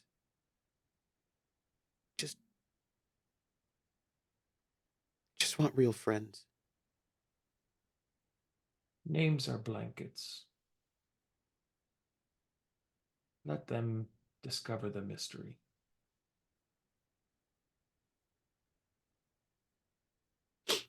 That's advice that Amos would give me. You're still there. Think this is a good place on that line to close that scene, because that's where I would have edited it if I was Yep. actually cutting it together. Yep. That was Names are blankets. fantastic. Billy, up with all these crazy Fantastic. lines you had in this. What the I know, shit? killer lines. Rules are imaginary. Names are blankets. Oh. Like, oh, oh. Oh my So good. gosh. Man, it's so hard to not connect and to be this like distant Yeah. thing, but I feel like it was we it was really cool too because we really gave you the hardest role during this one. Yeah. but like So I'm I like, could I'm just gonna sprinkle stuff tug on in, you, Billy. Yeah. I'm just gonna tug Yeah. on you. Just gonna Because tug. like in my brain, I know from the beginning when we did this thing, like Yeah. I have these sets of Amos with like things that Amos would do, and like Yep. those exist, but those are Yep. on the storage shelf in the back room. Oh, but I just Oh my I'm gonna gosh. poke, see if I can get him back out. Come here. Where's my Amos? I want my, you know. Oh my goodness. Oh, so here's wonderful. the thing. Here's the thing. That's time, and we finished that second card. And there's only one card left, which means we might have to come back for the last final card. I would love, Yep. I know I would love another session of this. I am not ready to be done with this. One more at Okay. least in my I am heart. A-okay with that. Okay. Well, you've heard it here, everybody. We are forced against our will, all four of us, just against our will, to come back to get the final card. And I will note the final card is climax and finale, choices and consequences. Oh, That's the final card. Yep. I don't like the consequences part of that. Now, also, I'm going to take this moment to say, if you liked what you see here today, be sure to like and subscribe to the YouTube channel, right? Yes. troopersjp, which there will be a playlist for the Fireside Storytellers, right? So you can go back and watch the other thing that we've done together. So yeah, thank you for watching. Oh my goodness. Okay, so we've got to do our outros. And we're going to do our outros, you know, all wild style. First off, you got me all crying. I loved it. Let's do. That's why I kind of took over there for a second, so you could like take a second to Thank you. come back. I was like, oh my goodness. So say who you are, where we can find you, give some love, and give a deep thought. I feel like this is the sort of thing where you give a deep thought. But I can't go first because, you know, I'm still like thinking about like, yes, please. Okay, cool. Hi, I'm Pumpkinberry or PB. You can find me at Twitch, YouTube, Twitter, Pumpkinberry. And I'm currently GMing a Blade Runner show on Sundays at 4 p.m., Ooh. which I am really into and I highly recommend. So go check that out. And you can check that out at Table Story. And that's it for me. I love this crew. I love being here for this, and I'm so glad we get another episode. Give your I'll deep go. thought. Oh, deep thought, Oh, deep deep thought. thought. PB. Deep thought. Deep thought. Okay. Oh goodness. Well, names are blankets. That's not mine, but I'm going to be thinking about that Yeah. all week. Yeah. Yeah. Yeah. Oh. Oh. Whew. Marcus. Marcus, you're up. Okay. So my name is Marcus is the part that I'm supposed to say. I have been nervously and anxiously putting pens in my hair the entire stream. This has been a absolutely wonderful game. I think there might be some more falling out a little bit later, but yeah, no, this was fantastic. You can follow me at Best Kind of Worst. I really I am blown away by the creativity of the people around me here. It is absolutely delightful to witness. And as far as deep thoughts go, I'll have to go with one of my favorite deep thoughts, which is if trees could scream, would we be so cavalier in cutting them down? We might if they screamed all the time for no good reason. That's one of my favorite Jack They Candy do deep scream. thoughts. We just can't hear them. So that is the deepest thought That's I what I have. heard. That's a good point. That's a Yeah. good point. Yeah. Oh, That is my goodness. deepest thought. I like to imagine that trees Billy. are singing sometimes. Sorry. I Please think they always yeah. sing. Yeah. Yeah. Yeah. Oh. What's the quote? What would I? I would make me a willow outside of your gate, and I would hallow your name in the reverberant wind. So, Olivia, so that thou shalt not weep, but you would pity me. And that's 12th Night. That is 12th Yeah. Night. Yeah, because When, Olivia, that was the origin of the name of 12th Night. Yeah, that's right. Nice. I just Mhm. just think about the wind, right? Yeah. Billy. Hello. I'm Bill of the Forest on all the stuff. I don't do a whole lot streaming anymore, which I'm fine with. But I love the quality of the stuff that is out there, and I love working with this crew. This is great. Just a phenomenal experience, and I recommend you have them as a person, as a human. Try to seek out phenomenal experiences, and sometimes they happen when you don't think about it, and sometimes relish in that phenomenal experience and just let it exist. Oh man, deep thought. Bigfoot lives. Bigfoot lives. I just saw the shirt and I was like, oh, I love that. I know, it's so good, so good. Deep thoughts.